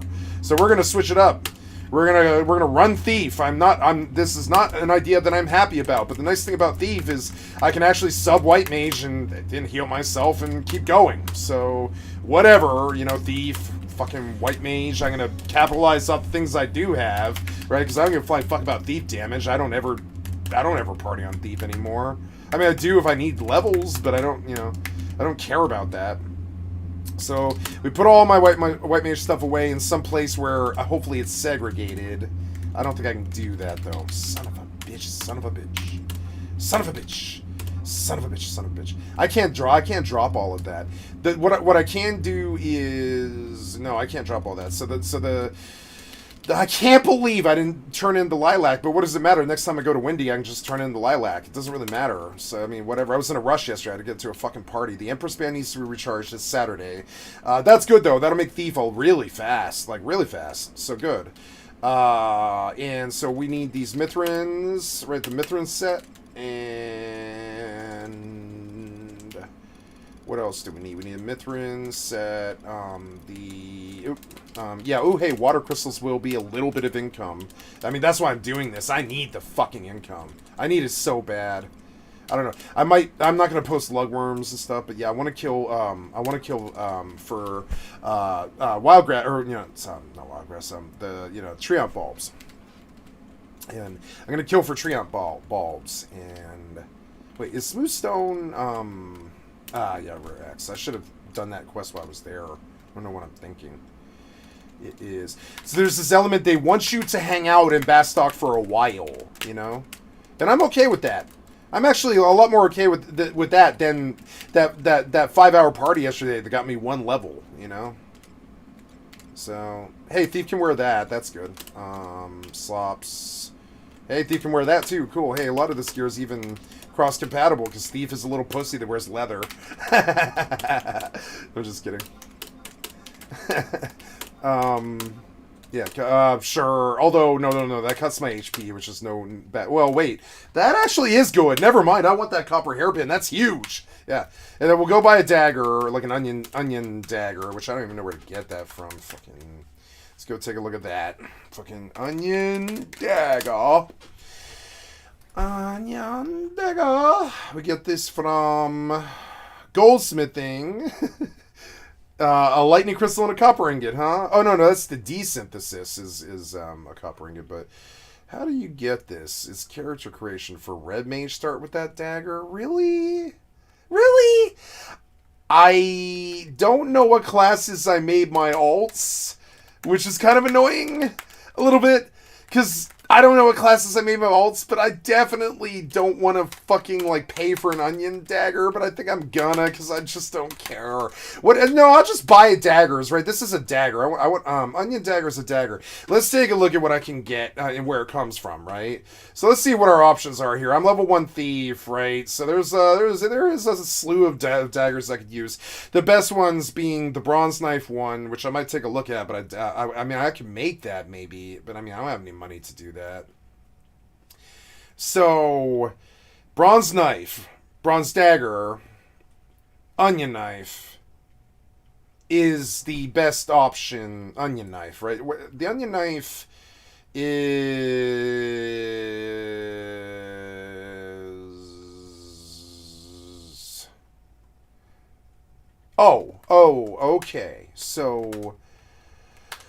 Okay. So I could do for 5 minutes. I could save like the onion dagger is good, and I kind of need it. But let's go see what the prices are of daggers on the server first, because I mean, that's not too good.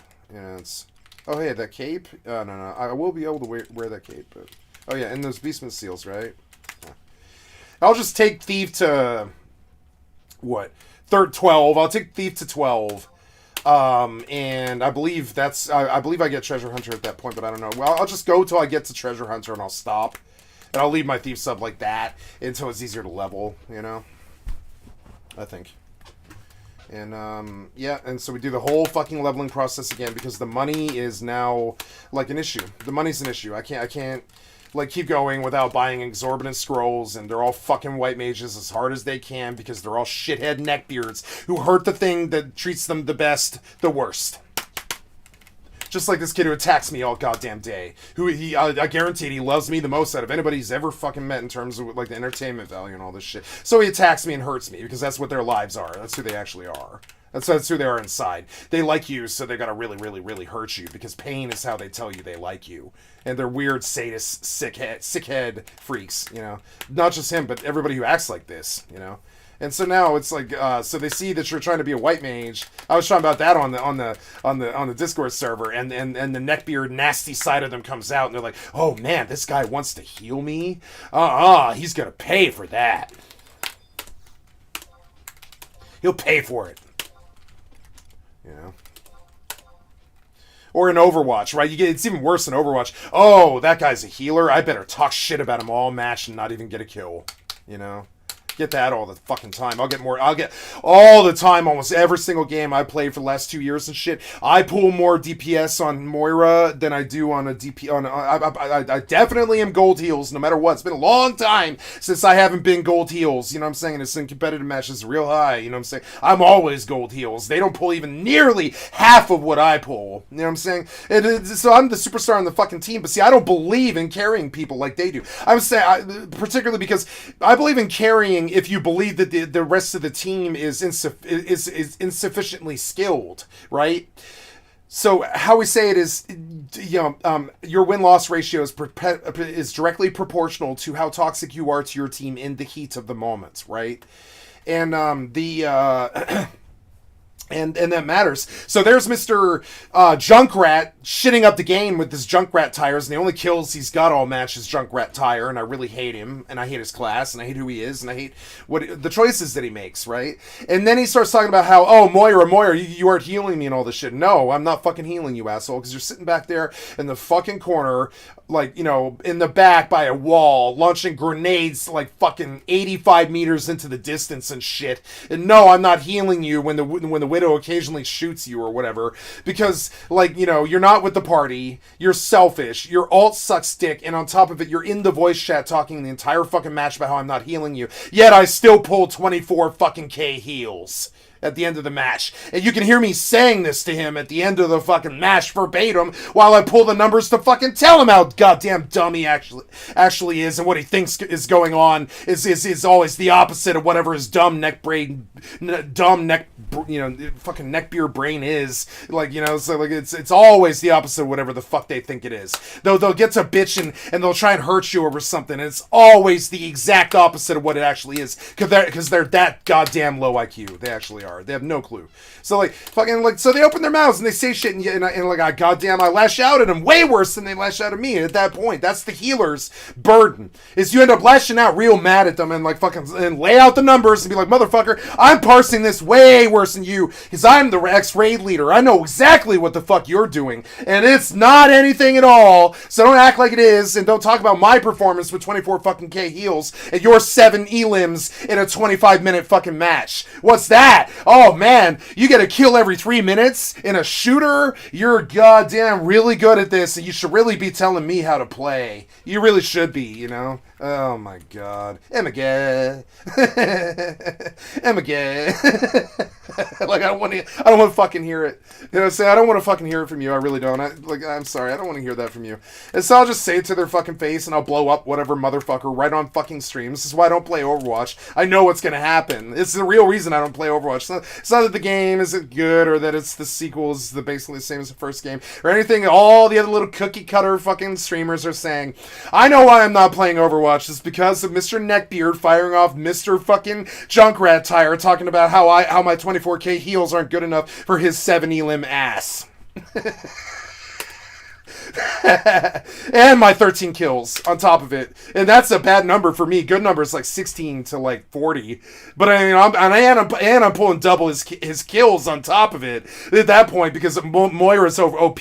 So then I go do it on Mercy. I get good at getting, then I went through these phases in my Overwatch career. It's why I left the game. Is because, I feel like I did kind of master it in the respect that, like, in that point, I went starting getting kills on Mercy to make my point. They're like, oh, go, motherfucker, you're just getting kills because you're Moira. All right, let me switch to Mercy then. I've done that like 50 times or something just to show it to them. Switch out that fucking pistol, look for low health shit, and fucking execute them. And I'm like, motherfucker, I pull better kills on. And this is a battle from like a year ago that I had with some fucking neckbeard that I won. You know what I'm saying? Where I'm like, motherfucker, what are you talking about? What are you on about? What are you on about? You know what I'm saying? You're on. There's what you think is going on, and then here's the motherfucking numbers and the reality. You can go tell the world what you think the reality is, but it's not. It's not. I'm terribly sorry. Anybody with a brain can look up the numbers and see how you suck dick. You get 70 limbs per match. You're toxic to your fucking healer, so why would I want to be a healer and all this shit? And the game collapses. So, anyways, MMO problems. These are MMO problems. It's good. It's good. I care about them, but I mean, I don't. I'm also sort of like, I don't have to deal with the retardation anymore. I just walk away. I'm too old. I'm too old to deal with the mental retardation anymore. I walk away. I don't care. If this venue doesn't work for me, I could be successful in any venue in the fucking world doing anything. I don't need to go do this. I don't need you. You know what I'm saying? Never did. I don't need your money. I don't need your fucking support. Fuck off if you don't like me. You know what I'm saying? Don't need to be attacked all the fucking time. If you don't like me, watch one of the billion other streamers out there. Don't attack me. You know what I'm saying? What I do is free. It doesn't cost you anything. You give money to me. I don't give, I don't charge you. You know what I'm saying? So I'm sorry, my free service is subpar to what you want or whatever the fuck. Or you don't like what I'm saying. Oh, I'm sorry you don't like what I'm saying. Is there not, 2 billion other streamers on the planet playing the same game? If you don't like me, go somewhere else. You're not welcome, etc. The same thing with these people. Like, you don't like the heals, you don't like how I play, suck a dick, die. Like, suck a dick, die. STD, sad, suck a dick and die. Like, Sag, right? Sad. Suck a dick and die. You don't like my heals? Sad. Like, that's what I'm gonna hit them. They're gonna be like, what does sad mean? I'm like, if you don't know. I'm gonna. You heard it here first. I'm gonna say SADD in the future, right? And they're gonna be like, "What does that mean?" I'm like, "I don't know. I don't know. I must have been a mistype or whatever." And I'm gonna have my own private insult for these neckbeards who are so goddamn self-delusional, just delusional about what's actually going on and right in front of their fucking faces that you just want to smack them and be like, "God damn, open your eyes! Just open your eyes and you're gonna see the reality." But you're so goddamn dumb that you got your eyes closed and you think you're seeing the world. It's so stupid. It's offensive to me. And that's all. That's all I have. Ugh.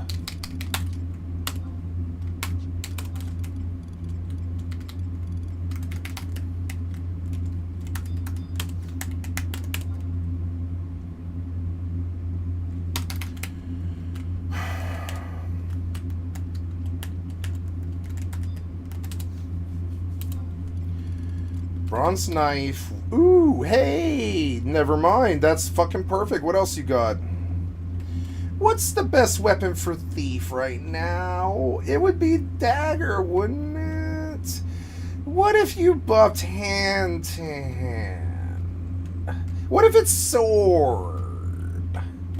I know it's sword. I know it's sword because... I mean, I don't know. 195 over 231.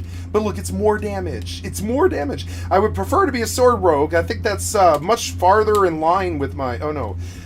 Bard will use staff and daggers and sword, but Bard doesn't really use dagger. Not really. So I'm gonna... not really. I mean, it does, but it's... So I'm gonna just run bronze sword for this and buy a shield, I think.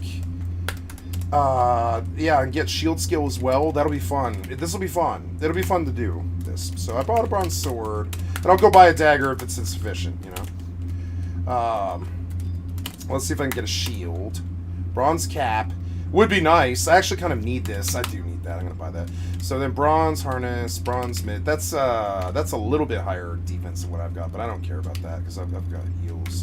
So here we are. I'm gonna come over here and I'm gonna buy a shield. Hopefully, you got a shield in here. No, you don't. That's not too good. I guess I'll go buy like a Lowen shield if. Wait, what's that one? That's... Oh, goods, huh? What's the goods store sell? This is all meds? I would think that it would be meds. Yeah, meds. I mean, what else would it be? I was just hoping that you might sell a shield in the back or whatever the fuck, you know? You got a shield back here on one of these shelves, you know? You got a shield? God damn it. Gotta remember, that's where you buy Threnities. At least 2 of them.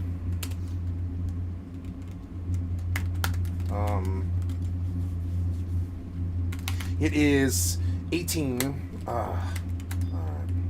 The only money that I've got was off of seeds. So I'm going to definitely only kill saplings. I mean, not only kill saplings, but I'm definitely only going to kill, like, money things, I think. Because, like, the whole point of this is money. So the bees don't really qualify, but the worms do. I think I probably will kill, like, mostly worms. Because I need copper ore. Real bad.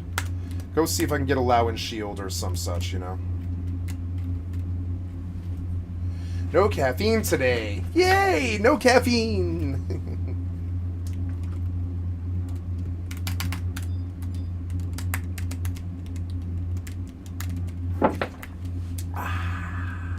Excuse me. Okay, so... I bought a cap, and what do you pay for that? Nothing. And then, yeah, and then I'm gonna come over here. Just gonna take a look at daggers here right quick. I need you to sort, please, by level and bring me down to see what my options are. I have a bronze dagger, but I mean, yeah. So, oh no, I bought a sword, but or yeah, bronze knife, onion knife. The onion knife will go for 100. I can buy one. Yeah, I'll buy the same thing, right? No, delay on bronze is better. So for 200, we can buy a bronze dagger for skill up 2. I'm going to buy it. I don't want to, but I did. And then, yeah. And then we go, yeah, we got a bronze cap, right? Bronze... No, I bought a bronze cap, but I shouldn't have bought a bronze cap. Though, I could... be looking at disenchants for bronze. Pretty good. I bet that's probably pretty good money, you know? What else here? So we sell the bronze cap. No, that was a loss. I lost on that one. That's stupid. Oh, well. I don't really care. I'm here to buy a shield. Sort by...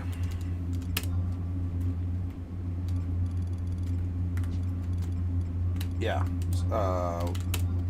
180. God damn it, man. How about 100? Would you sell it to me for 100? What about 120? Damn it. 140. 160. There, see? Cheaper. Right? So then we put on this fucking Lowen. And I believe that's all of the min-maxing I could do beyond the XP band. I could buy food, but I don't believe that would be that. I mean, I don't know. The meat jerky and sausage market might actually be acceptable. Let's go see. If it's like I don't know. It'd have to be as cheap as like 120. But if I could get like a sausage or a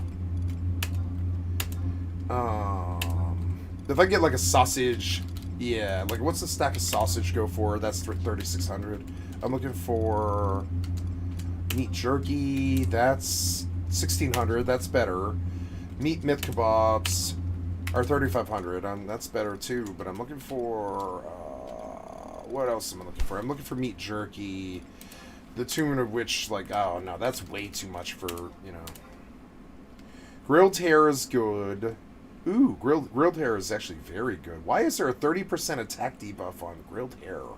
Or attack buff? That's insane. Why is it 30%? What?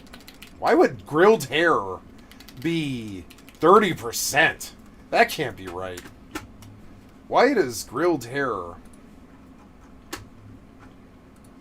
That can't be right. That's not right. There's no way. There's no way that this is like that. There's no way that it's that much, right? It is 30%. How is that possible? Like, what? It's going to cap. It's going to cap or something weird. Yeah. So, oh, man, I miss Seekers. Seekers is so good. It's so much better than all these. It's kind of funny. I got to talk. Yeah. Seekers was the best one by far. Cheap, right? Extreme cheap for just starting out level, just as most of the Tribe margin can be purchased from the standard merchants in these two cities. Beat down a few rare herbs or rabbits for hair meat, and voila! Decent attack boost and will level up your cooking. If you're cheap and have no food at all, and your physical damage shield, you can't go wrong with this food. However, past Valkyrie Durns and Durns.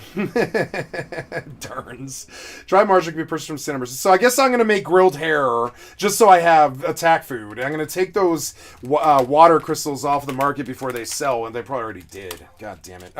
No. Stop the sale, right? Because I'm probably going to bust all 36 of these. I don't care.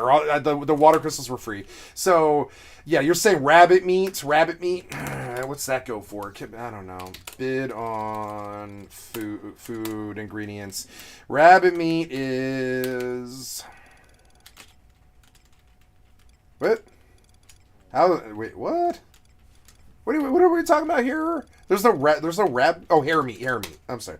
Yeah. Hair meat. I'm sorry. So, yeah, how much is hair meat? Hair meat is 140 a stack. Let's go sell the incidentals that I still have. Been running over there, just haven't actually sold them yet. What do I have? I have vegetable seeds, and that's it, huh? I think so. But I believe that's enough, ironically. I believe that 70 gil for the vegetable seeds is enough. Yeah.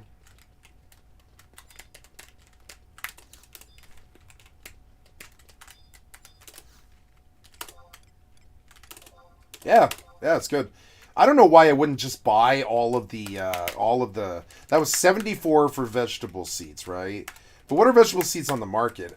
I'm going to just, like, take a look at the seed market right now, because, like, might get some free money off that. Oh, no, I can't buy anything. Oh, wait, yeah. Actually, I can. I can buy. I mean, it'll be a lot of running, but I don't care. Let's see if they're selling seeds for fucking stupid, because a lot of these people just don't even think. They don't think about what they're doing at all. Or what their prices are. So, bid on...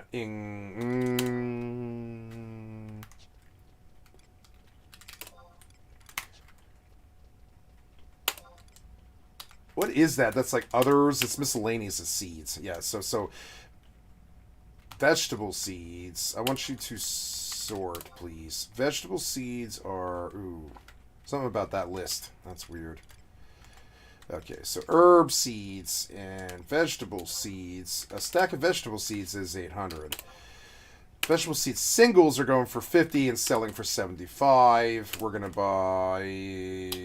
let's see if I can get it for 40. 50. Yep. And let's see if I can just keep, manufacturing money. 50. I'll keep going, right? Yeah. For 50, and that's 75 gil for free.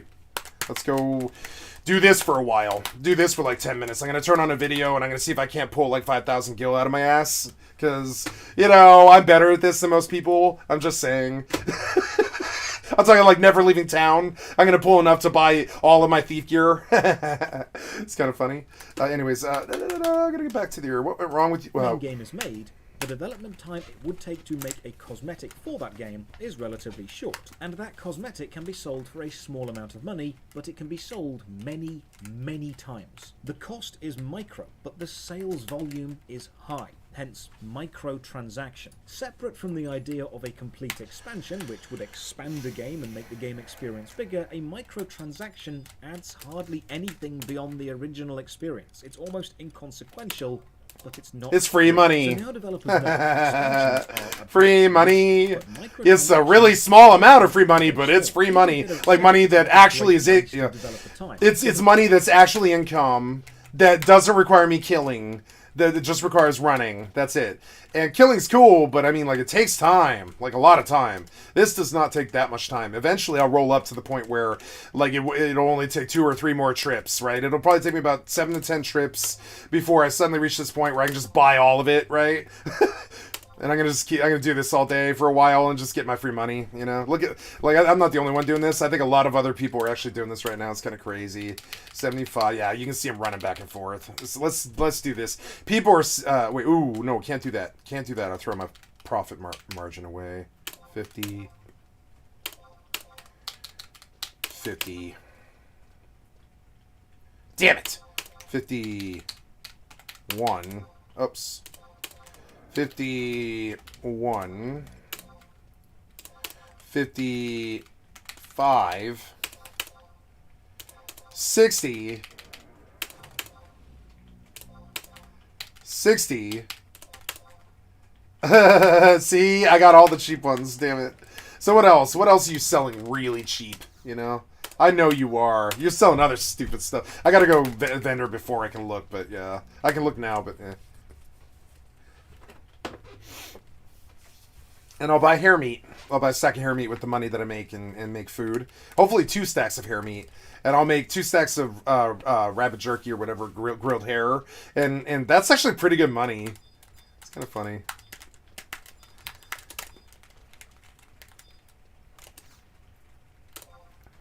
Okay.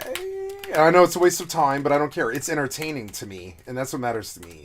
I don't care if it's good content or whatever the fuck.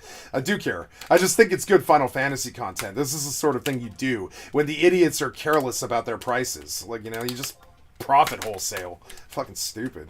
I'm already up like 60 gil, and I didn't even, like, that's way better than killing. Because killing doesn't drop anything, you know?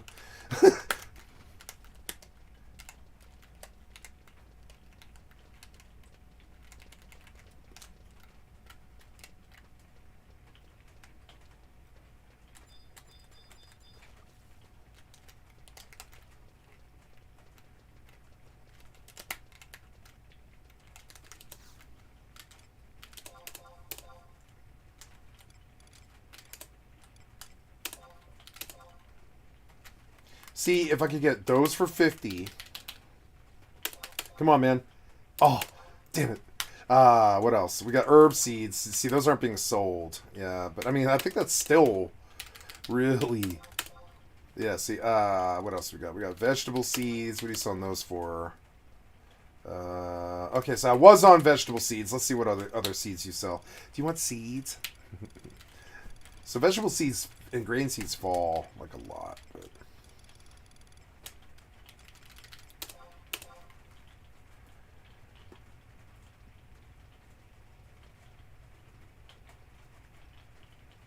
So that's good. Let's buy materials. I'm not going to sit and worry about that.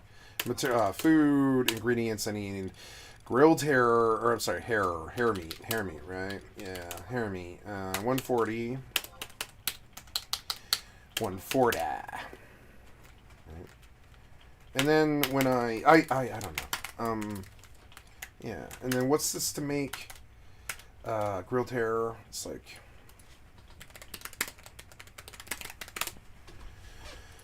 Looking at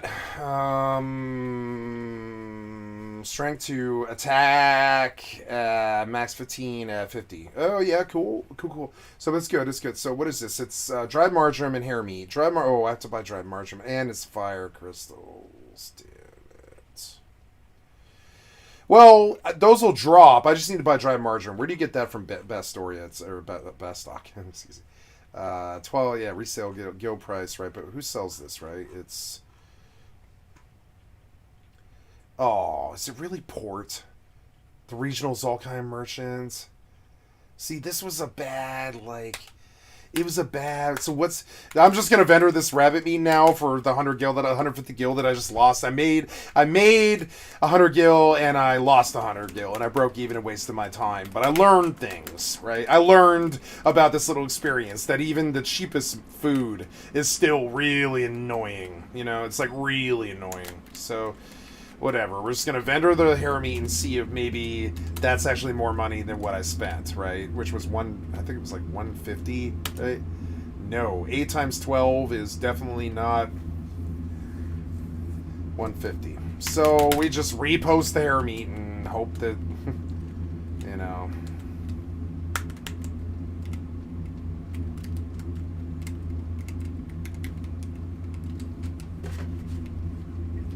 Oh.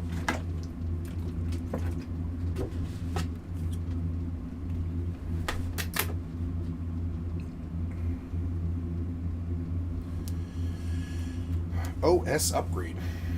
Wow, my phone got an OS upgrade, huh? Sure, install now. Sounds good. Oh, 20%, huh? Let's plug this in. OS upgrade. I've never seen that on a phone before. That's cool. Alright, so, what I wanted to do.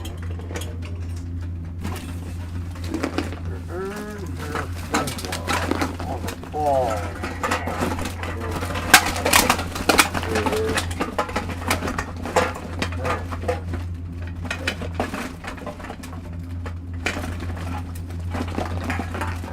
All this is sanitary. I'm not worried. Yeah. Oh, really? Yeah. Where are you? There you are. No.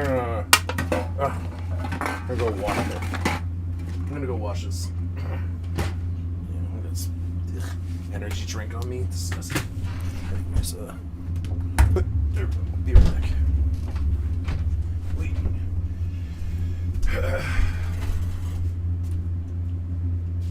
Oh, damn it. I have to wash my hands, I think. I'm going to. Gross.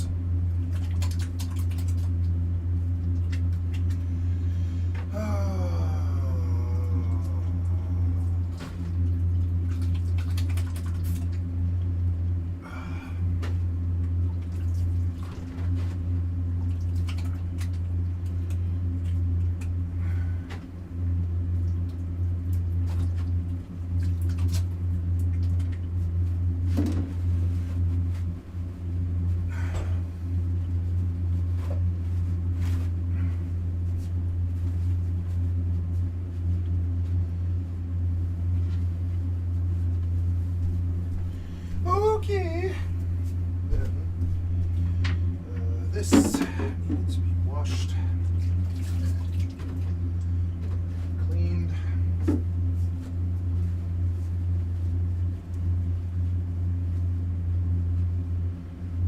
Good.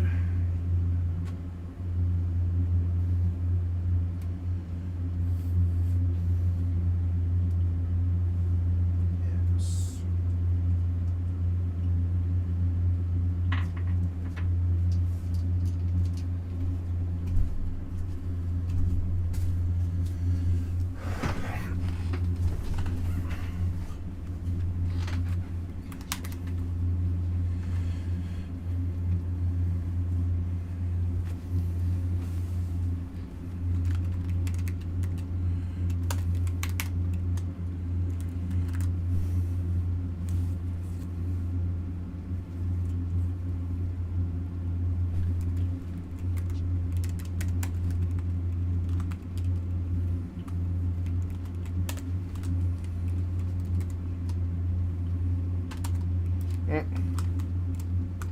Oops.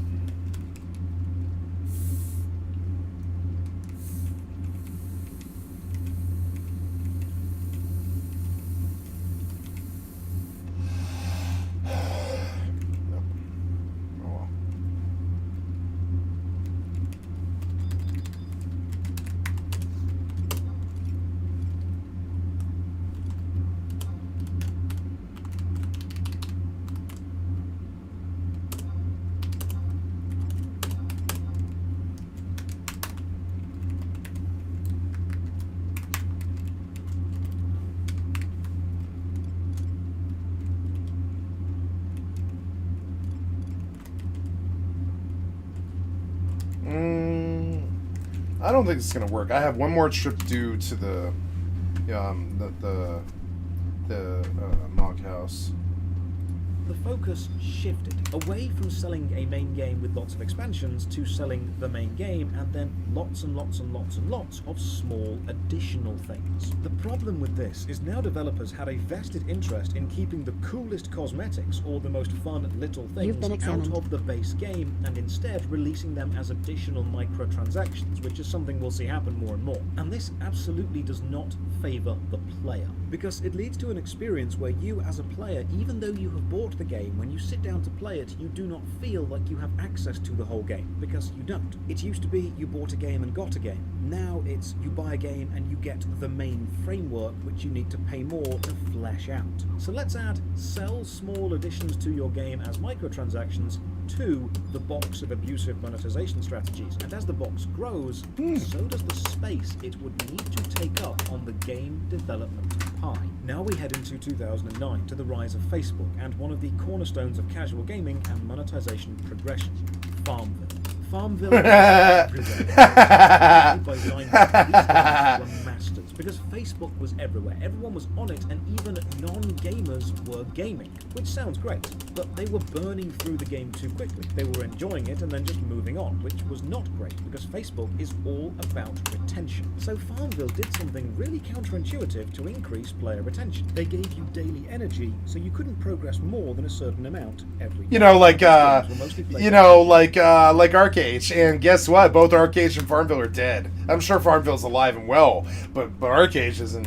Phones and laptops, and people got bored pretty quickly. And one of the best ways to prevent boredom, I'm sure Dreamlight Valley's doing better than fucking Farmville. Profunder, as they say. So energy systems limiting what actions you could take, or timers connected to growing your crops or building things, and you couldn't progress them quicker. By making progress only in short but intense bursts, and then wait for their next fix of game, you either force them to pay more money to gain more energy or to skip the timers, or you make them return tomorrow. And this is game design focused on the formation of daily habits. The psychological power of the habit has been studied for years. Motivational speakers talk about them, self-help books push them, and now gaming companies were looking to use them as a way to turn players into users. Because it wasn't just about the game being fun anymore. The focus wasn't on giving the player the best experience you could give them and letting the player enjoy it at their own pace. The focus was about the game being effective at encouraging a specific behavior response from the user. Encouraging the user to return day after day is habit forming. Someone who plays your game habitually is more likely to remain playing even after the game itself has stopped being enjoyable. They're just continuing the habit. Along with this, game designers knew you would also have friends on Facebook that may not be playing the game, and they wanted those friends to play the game, which is why they put the mechanics in the game of share this achievement with your friend to get bonuses and get boosts. A huge amount of people began playing Facebook games not because they thought they would be the type of game they enjoy, but because they were doing their friend a favor by starting up. They were supporting their farm. They were joining their mafia. And just like MapleStory's gacha being viewed by the players in the game, you could share the progress of your farm. You could show off how far along you were, which spurred competition. So we can add limiting progression per day and encouraging you to invite your friends to start the game to give yourself advantages, or the ability to share your progression with the community, which is why achievements on almost all consoles and PCs are publicly viewable, into the box of abusive monetization strategies. And while habitually playing something isn't generating money in itself, it does keep the audience around longer so they can be exposed to other, more successful strategies. Now, some people will point out that paying to advance more or paying to skip timers is in some ways similar to the old arcade process of dying and then putting more coins in to continue. And it is similar, but there is a crucial difference. With an arcade game, you could, in theory, finish the game entirely on skill. These timers and energy bars in games such as Farmville cannot ever be finished on skill alone, because you will hit a wall that you will need to either wait for or pay to remove. But this wasn't everything. Nowhere near. Farmville had other strategies. You had timers and you could pay to make them progress faster, but not with money directly. Now you had to convert real money into a proprietary currency. In this case, farm bucks. And this is one of the most prevalent designs we still see used, because it does several psychological things disgustingly well. If you can buy something directly from a game, you can see the cost in a currency that you understand. But if the game displays items in their own proprietary currency, such as gems or coins or platinum or farm bucks or whatever they want to call it, you have to make one mental step converting the currency from what you understand to what you don't understand. So all these things are now one mental step away from having real value, and that is hugely important, because step is further than most people are willing to go. So let's add that into the box. Proprietary in-game premium currency to obscure real-world value by a single step. Bonus points if it makes you convert the currency to multiple other in-game currencies, which is almost completely impossible to track in your own mind. So you need to buy the currency, and this is the next trick. The currency is usually sold in packs, and these packs are specifically sized to either be just under what you actually need or very, very close to the next best thing, making you consider the next pack up. For example, if you need 100 gems to buy something in the game and gem packs are sold in packs of 90 or 205, you may as well buy the 205 pack. But then there's a really good item in the game for 210, and you're only 5 gems short. But the next pack contains 500 gems. But there's a mega item for 505 gems, and you're only 5 gems shy of that now. You're not thinking about the number 505, you're thinking it's only 5 and then only another 5. Much smaller jumps for much higher jumps in value. You'd be a fool if you didn't take them, right? So that's going in the box of bad design. But let's say you do buy a pack. Whatever pack you buy, you will spend your unique in-game proprietary currency, but then you'll discover something else. The currency is non-refundable, and it is almost impossible to spend all of it. You'll always be left with some random number, like 4 gems or 2 bits of platinum. It's never 0.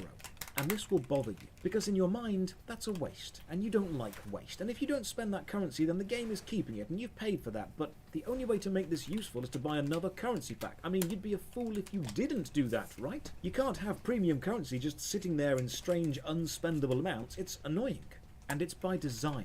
So add that to the box. But maybe you know all this, and you're not a fool. You won't spend a lot, you'll wait for a sale, but oh look, you're a brand new player and there's an offer. A load of premium currency, a boost, a few cosmetics. It's a limited time offer, and it's all for the low price of just under $1. Now you'd definitely be a fool if you didn't buy this. If you've ever wondered why the intro packs to almost any game are such good value, it's because studies have shown people who buy a single purchase are much more likely to make another purchase. So you want to make the first purchase really enticing. And it's because some phones need you to authorize in-app purchases, but once you have authorized one, it will not double check for any extra purchases. So you confirm that you want to buy the cheap pack, and then it doesn't double check for the expensive packs, because every screen between the player and a purchase is a moment they could doubt and reconsider. So you want to get those, "Are you sure you want to purchase this?" checks agreed with and out the way early. Unusually cheap intro microtransactions just to get you into a habit. Let's add that to the box. And while the box is looking pretty anti-player and anti-consumer so far, it's nowhere near full. To truly see how effective this ugly design can be, we only need to go forward 1 year to 2010 and look at FIFA's Ultimate Team mode. Now, I'm not really into football games, but the FIFA franchise of games actually highlights the game design shift really well. It shows how games have moved from being a fun experience by themselves to a fun enough framework that other monetization tactics will cling to like limpets. In FIFA, you can buy loot boxes, which contain random cards of players, and use these to build up your Ultimate Team. The Ultimate Team mode takes several of the box ideas and combines them, and now the Ultimate Team mode makes more money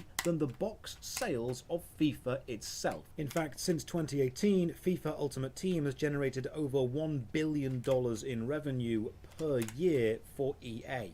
In 2021, they made $1.6 billion. And it happens every single year. And the cards you buy in the Ultimate Team for 1 year cannot be used in the next year, meaning the microtransactions now have a shelf life. Horse armor may last forever, but what if it didn't? What if you could make a player pay for it again and again every year? Let's add that to the box. Yearly repeating microtransactions. Now, as a developer, you'd look at this thing, this box, and think, wow, selling my game isn't the profitable thing anymore.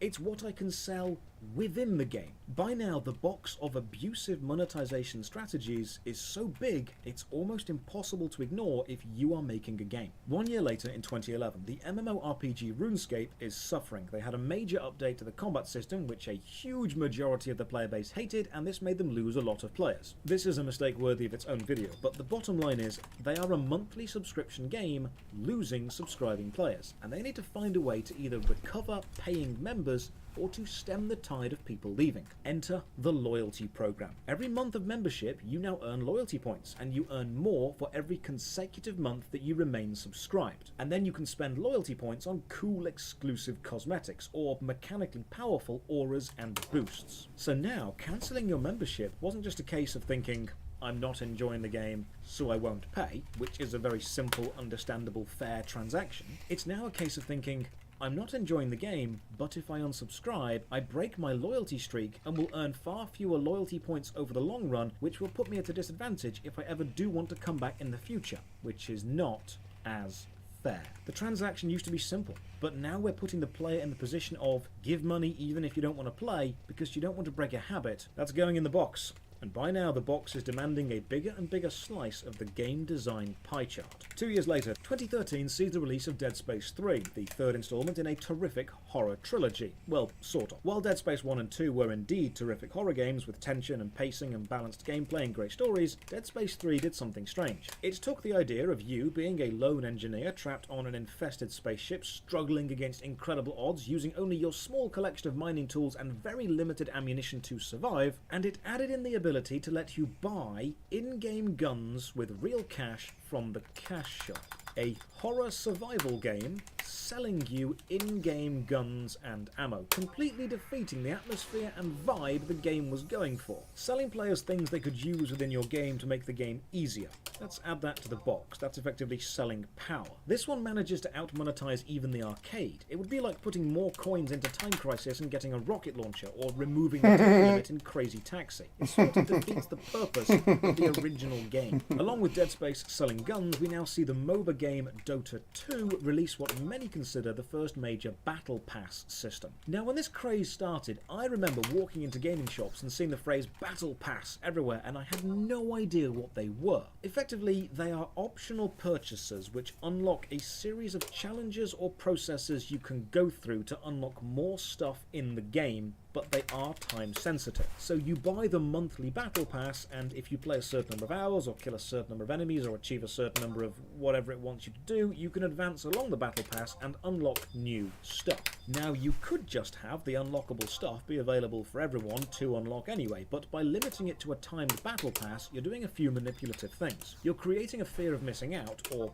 FOMO, as players know if they don't have this month's battle pass, they may never get the full experience or that rare cosmetic ever again. So you are encouraging an unhealthy amount of gameplay, because if you're not advancing your battle pass, you're losing precious time. So now you're actually discouraging players from enjoying any other game and forcing them to focus entirely on progression within yours. This design is of course at odds with the limit playtime technique, because they appeal to different demographics. Remember, a battle pass or limited time progression track doesn't always actively improve a game, but it does always increase that game's revenue, so throw it in the box. By now, even the concept of a fun, well-made game is starting to look like a horrifically augmented shadow of its former self. Imagine what a well-made game would look like if you tried to shoehorn in all of the techniques in this box. And unfortunately, eventually, you won't need to imagine. We're seeing it more and more. Later that same year, one of my favourite games comes out, Assassin's Creed Black Flag, a fantastic pirate game. There's just one problem. Unless you own both a PlayStation and an Xbox and are willing to buy 2 copies of the game, you can never experience the full game. Black Flag featured console-exclusive levels, which not only fueled the petty console wars, but also highlighted the fact that marketing executives were now powerful enough to tell games developers exactly what their players deserved, or more importantly, what their non-players don't deserve. This is not player-focused design at all, and while I completely understand the power power of console exclusives when I walked into a game shop and picked up 2 copies of Black Flag and realised no matter what I choose, there is a mission I won't get to play because I don't have the right console. That didn't leave a good taste in my mouth. So while Dota Thanks, EA. Battle Pass idea, it was almost perfected. Thanks, EA. It's always EA. Fortnite Season 2, which replaced the Season Shop with a Battle Pass system. And then later in November of 2017, we witness a bit of gaming history, and it fills us all with a sense of pride and accomplishment. Star Wars Battlefront 2 was an amazing game which released back in 2005, not to be confused with Star Wars Battlefront 2, which was a mediocre game which released in 2017. It was a full-price game and yet also had a loot box system in it along with premium currency system. This led to a Reddit user complaining that even though they bought the $80 deluxe version of the game, damn it. they still couldn't Let's play go get Darth that money. Vader from day one. Unlocking Darth Vader means buying his hero crate, which costs 60,000 in-game credits, or you can spend real money. Now, you can earn an average of 250 credits per 10-minute match at the time, so you'd have to grind for roughly 40 hours of constant gameplay, longer than the average completion time of most video games, to unlock a single rare character. Or you could pay crystals in the premium shop and spend those on hero crates and just hope. EA responded to this Reddit complaint saying the reason crates were so expensive or take so long to unlock is to give a sense of pride and accomplishment to players who did manage to unlock them. This becomes the most downvoted comment in Reddit history. So, locking premium parts of your full-priced game behind either hours of grind or spending even more money to unlock the I fucked that up. before Oh, well, I don't need a before buff the at same game this as point in you. Now, it's time. important to understand That's that okay. games having things locked within them Now I have is to not make a trip to necessarily the bad fucking- design. One of my favorite games of all time is SSX Tricky, the snowboarding. Tricky is so good. Hey, it's Tricky to rock the run. It's right on time. It's Tricky. It's Tricky. You play through that to unlock new characters, new boards, and new tricks. SSX Tricky was so good. It was so fun. With new mechanics, new characters, and new areas. It was just It's not bad. have fun. We don't care. It's not realistic. It's not snowboarding. It's just SSX Tricky. It's it's all the good things of Tony Hawk without all the competition. It's just a downhill slalom. Really good. Problem Full of like jumping puzzles where you soar through the sky and shit. It was so good. progression wasn't the only way to unlock. You like do these crazy cool tricks. And you're like, oh my god! When my Denver friends and I watch South Park on Saturday afternoon and smoke weed, we'll have gone to Copper in the morning. We went to Copper. And we smoked weed, and we rolled around on fucking snowboards and shit, and we pretended that we were SSX Tricky. That was a time in my life. Those were things that we did. We didn't sit there and do nothing. We actually, skateboarded and snowboarded and smoked weed and drove cars and broke windows and shit like that. We ran like crazy in the streets. We're crazy in the streets. There were times when I didn't come home for days. I would sleep on couch after couch after couch, and I'd call my mom, and I'd be like, yeah, I don't know, I'm like 15, and I'm kind of going through a thing where I'm like the most popular kid in my school, and I'm prom king, and and I'm on this in this house, and I'm on this and this couch, and I don't want to drive home, and I'm drunk, and all this shit. Yeah, I'm like 17, I'm drunk, and I'm like, no, man, I'm just gonna stay at Justin's house tonight, and so good. And then throughout all of that was really good games such as 1080, right? SSX, Tony Hawk 2, Tony Hawk 3, although 2 was much more, well, Tony Hawk 1, Tony Hawk 2, Tony Hawk 3, I would say 3 was the last time I really played that series. 3 was okay. It was like supposed to be the polished version of 2, and it was really good. I would say Tony Hawk 3 was pretty good. I wouldn't mind watching a video about that. Tony Hawk 3 was pretty good, mainly because the music was goddamn legends. Yeah, I mean, it was just legends all the way through. The first 3 Tony Hawk games definitely had a very formative influence on all of my friends and I. Huge. I would have never known about the band Millencolin if it wasn't for Tony Hawk. And Millencolin is a badass band, and so is MXPX and all these little pop punk bands that people don't remember, but I do. I love me some motherfuck MMX. I'm sorry, MXPX, right? I really like MXPX. I've always have. I'm okay and you're okay and yada da da da da da. Right? I think let's play that for like just 10 seconds of that, right? MXPX, I'm okay, right? I think I'm okay and you're okay. Na, na, na, na, na, na, na. I'm gonna play like 10 seconds of this, right? From like 1997 or something like that. You know, I'm old. I don't relate to you. You're part of the cancel culture. You have to cancel people. That's who you are. You have to cancel people because it's the only way that you can absolutely be like everybody else around you. It's the only way you can conform, is engaging in the cancel culture and getting people canceled. That's what your generation does. When this goes by, your kids are going to make fun of you. You think it's funny now, but in 20 years of shit, your kid's going to be like, oh man, cancel boomer sucks dick. All he does is cancel me. He cancels everybody around him. He cancels his wife. He cancels his husband. He cancels his job. He cancels his family. He cancels his future. He cancels his life. He cancels his money. He cancels my life. He cancels my friends. He canceled my girlfriend. He's just the cancel boomer. They're like you think it's funny to make fun of old people. In 20 years and shit, everybody, your grandparents, your uncles and shit, your father, your friends, your kids, and your kids' friends are going to call you the cancel boomer. And how you wanted to cancel everything because you're a shithead force of black destruction, you know? And we're all going to make fun of you for it. And it's going to make sense. It's finally all going to make sense about how you were really a shithead the whole entire time. And you're a cancel boomer. That's a lot more accurate than whatever you think boomer is. You are a cancel boomer. Yeah, I'm sorry, you're not a boomer. You're like a what do they call them? A cancel doomer. You're a cancel doomer. That's what they're called. Whatever, you know, like everything's doomed, so you gotta cancel everything. You know, you're a cancel doomer. You're a young cancel doomer.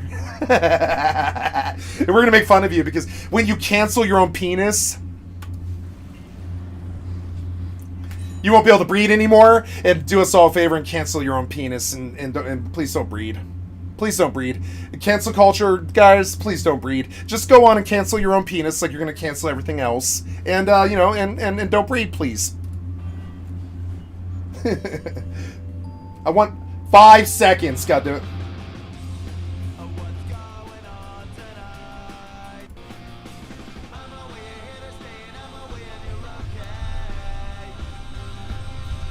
Five seconds, right? 5 seconds. That's not the MCA. You could simply pay more money to get it immediately. And because it was a competitive game, people who paid the extra money were at an advantage over those who did not. This is a video about how newer games feel wrong. And it feels wrong to buy the same game as someone else and to know that they will have an advantage over you if they pay more. Throw that in the box of abusive monetization. Why not? It's going to work. And then 5 years later, Diablo Immortal happened. Now, I've already covered Diablo Immortal pretty extensively in the video The Diabolically Immoral Diablo Immortal and its follow-up about the legend. Ooh, 2,000 off the bat. For what? The crossbow! No way! No way, how much? Okay, dude, I pulled 2K off the bat! What? Like, 5 seconds? What? No way! How much conquest do I have? I've got 2,000. I've got to go do it again. I got to go do it again. I'm not broke anymore. Yes, yes, yes. Yeah, little influx of money, you know, because I'm definitely not farming. Shit, with 2K. 2K. Maybe I should just keep going. Should I keep going? I came home. I came home. I have to deal with it. I came home. I can't do anything. I have to fucking level. I'm not running back to Juno. I'm not doing that. I'm not doing that. There's no fucking way. There's no way I'm doing that. I want to, right, I gotta recharge my ring, which I don't know if I did. Did I do that? Empress Band, no, and that might cost a lot of, conquest, actually. Let's see, conquest, 2,085. I'm looking at, while we're at it, let's go take it the other zone that matters right now, anyways, which is Qfim, right? So, Qfim's over here east, and it's looking like, God damn it, why are you resetting over and over again? Stop that! Stop that now! Stop it! Jesus Christ, some of the fucking software. How did you get this to work? Okay. Nobody knows yet. We'll see. That matters a lot. Whoever gets Qfim, it really matters. As in, like, if I don't party in Qfim tonight, Bastock won't get Qfim. And that's not too good. That actually matters. Like, a lot. Like, as in, I should probably be in Qfim, like, all goddamn night on both Black Mage and White Mage. I need to bump my progression forward, because I don't believe Thief, actually, like, sort of, like is on my path right now, in the respects that, like, I actually really need Qfim week 2. I kind of really need that. like enough where I need to go, like maybe go XP and QFM all night to let them know that Bastock is there. But one man can't sway things. So what does it matter? One out of the 125 Bastockans that went to QFM this week levels there for an entire night or not? There's no way that matters. I mean, it matters, but it does.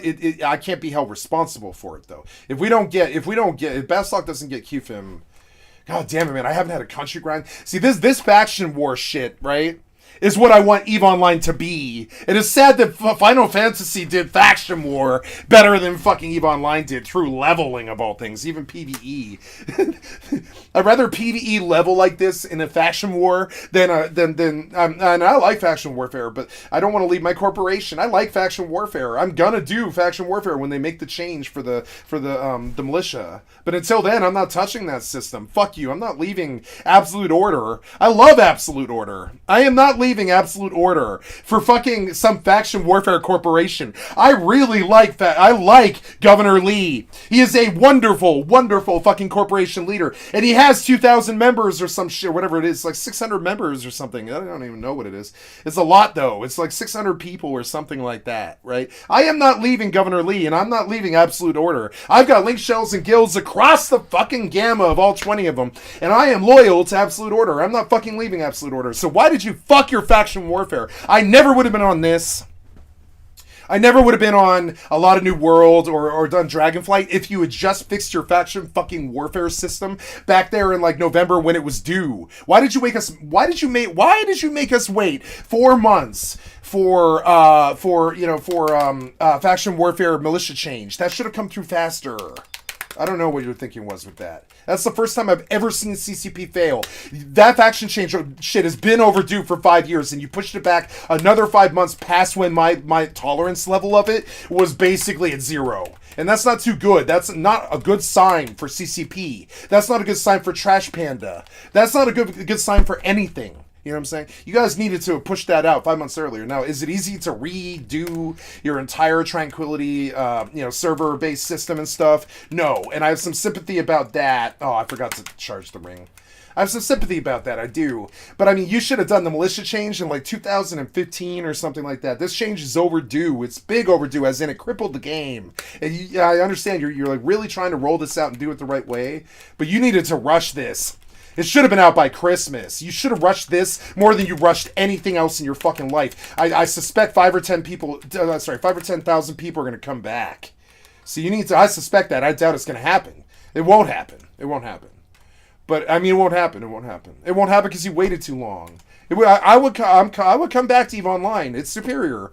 But you won't fix the faction warfare system, which is the whole core of fucking EVE Online. Do you want to tell me that's not the core of EVE Online? A lot of pilots would like to say that it's nullsec. It is not nullsec. It's goddamn faction warfare. You know it is. It's low-sec. Low-sec, motherfucker. It's the area between the dark side and the light. The area between asshole PvP non-consensual rapists and Care Bears, and where those two meet.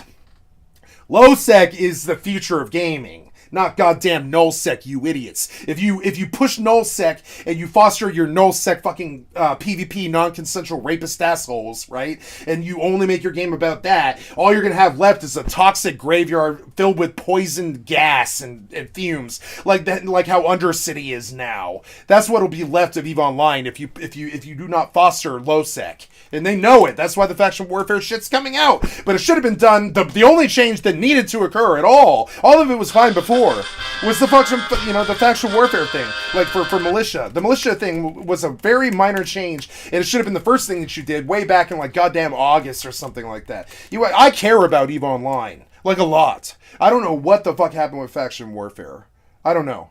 I know that you're fixing it, but you're 6 months past due. You're 6 months past due on that. You've lost like 5,000 fucking people or something. There was this point where when like New World and Fortnite got big, and No Build and Rust got bigger, and World of Warcraft Dragonflight and ESO and Final Fantasy 14, all this shit. EVE has too much competition to be failing about that sort of thing. You needed to get the militia thing out by like fucking August, not goddamn fucking February. Now it's like 8 months past when it should have been, and you you know, you hemorrhaged is the word for it. You hemorrhaged your subscribers. You hemorrhaged them.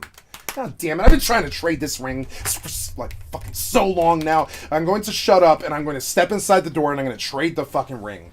Trade the ring. Why should I have to trade the ring in the first fucking place? Why did you put charges on it? You and your gated gameplay. I'm sorry, but it even back then it was disgusting to witness it.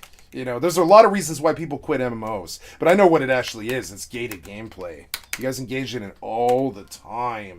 Even back then you engaged in it. I fucking hate it. Hate it wherever I see it, you know?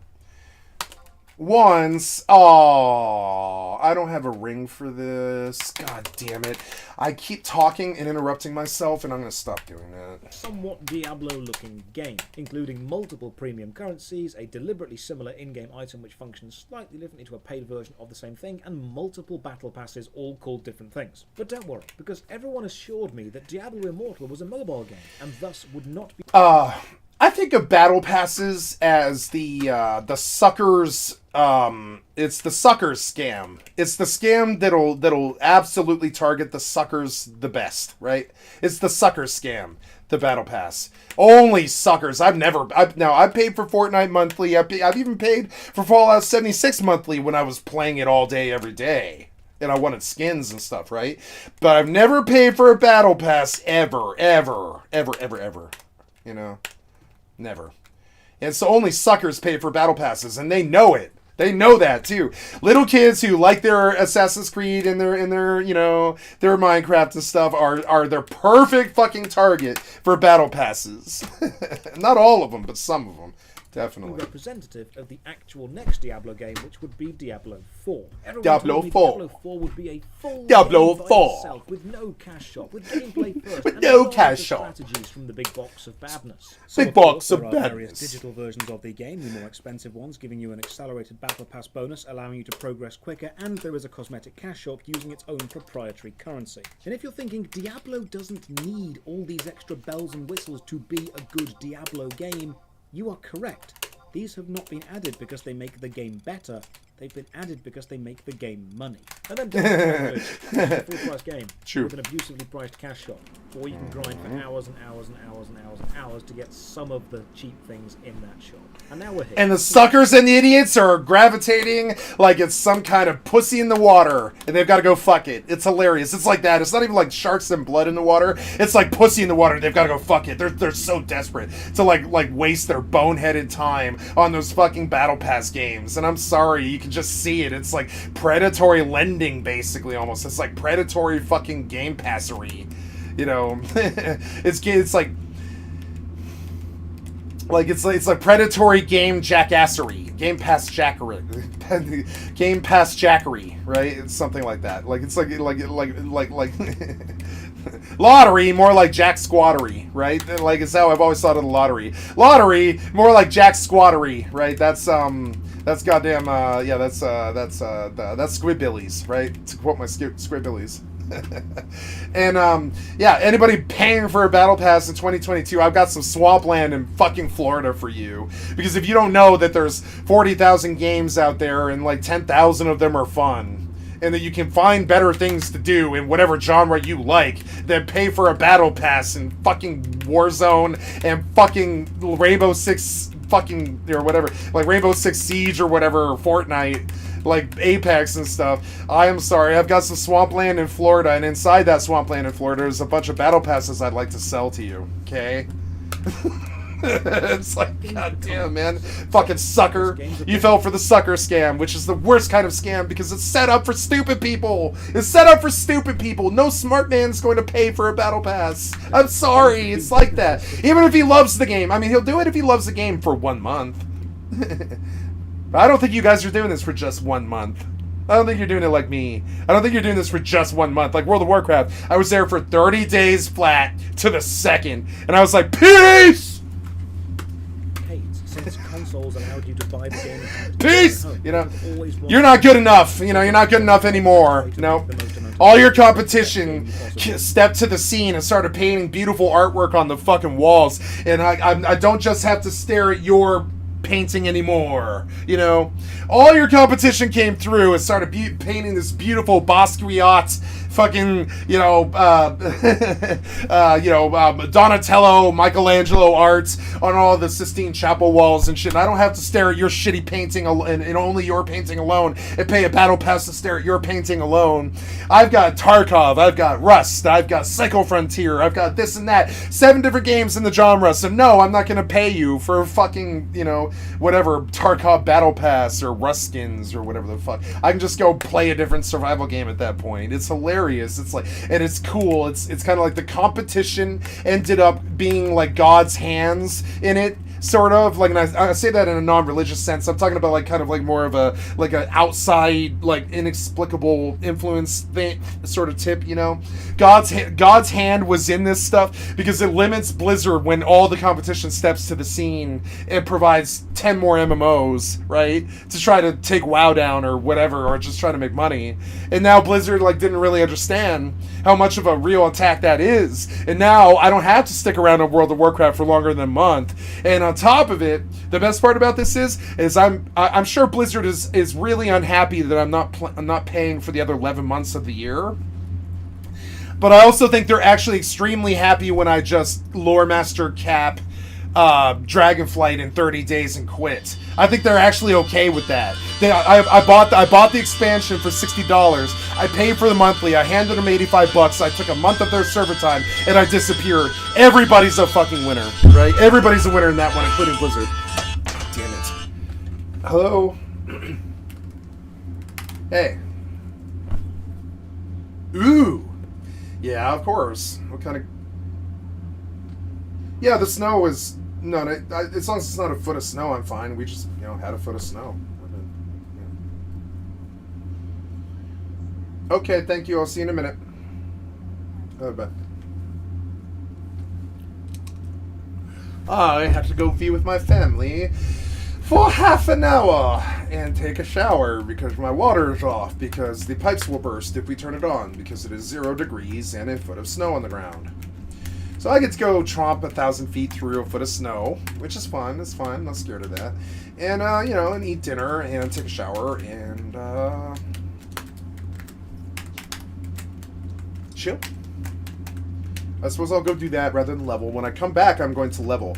I'm going to stop the stream here because I'm a lot more wary about sitting on YouTube all day doing nothing than I am on Twitch, right? One of the things I think YouTube probably doesn't care YouTube does not care if I stream for the rest of my life and don't make $1, right? They don't care about that.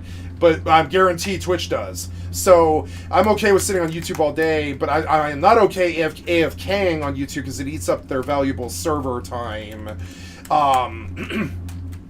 And they're not telling me what to do like Twitch is. They're not letting my career be destroyed by some pissant. So I mean, why would I want to be on Twitch anymore? If some little kid has power over my career, why the fuck would I ever log on Twitch ever again?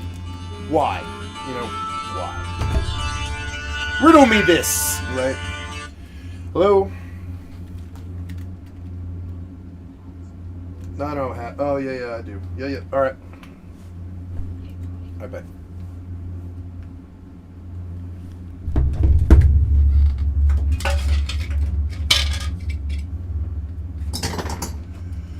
Okay, bowls and pots. And, yeah, so I'm back in here. I am going to kill this stream, but I would be back here in less than an hour. Should be about half an hour to an hour or something like that. And I realize I'm going to lose the 2 people that I have. And I'm terribly sorry. I fucking love you guys. I will be back here in like half an hour. And thank you for listening to my stream that makes no money and has no interest. I really love that. You know what I'm saying? Fuck yeah! Thanks for being my fans. Even if you hate me and want to destroy me, I don't fucking care what you think or what you want to do. But, if you want to hate me and destroy me, at least you're watching. Thank you for watching. I fucking love you guys. I'll be back in like 20 minutes and stuff. The destruction of my career makes me so happy. It's so good. It's so cool. It's like the destruction of my career. Hey, there's the human treatment that I'm used to. The destruction of everything that I love and care about. That's the humans that I know. Yeah! Kill my career, please! Like everything else in my life. Please. Please be like all the other humans. Please. Please just be a fucking cookie cutter bitch. Please kill me. Kill my career, please. So dumb. Anyways, gonna peace out here. Peace. I'll be back in like half an hour. Peace. I love you. Thank you for supporting.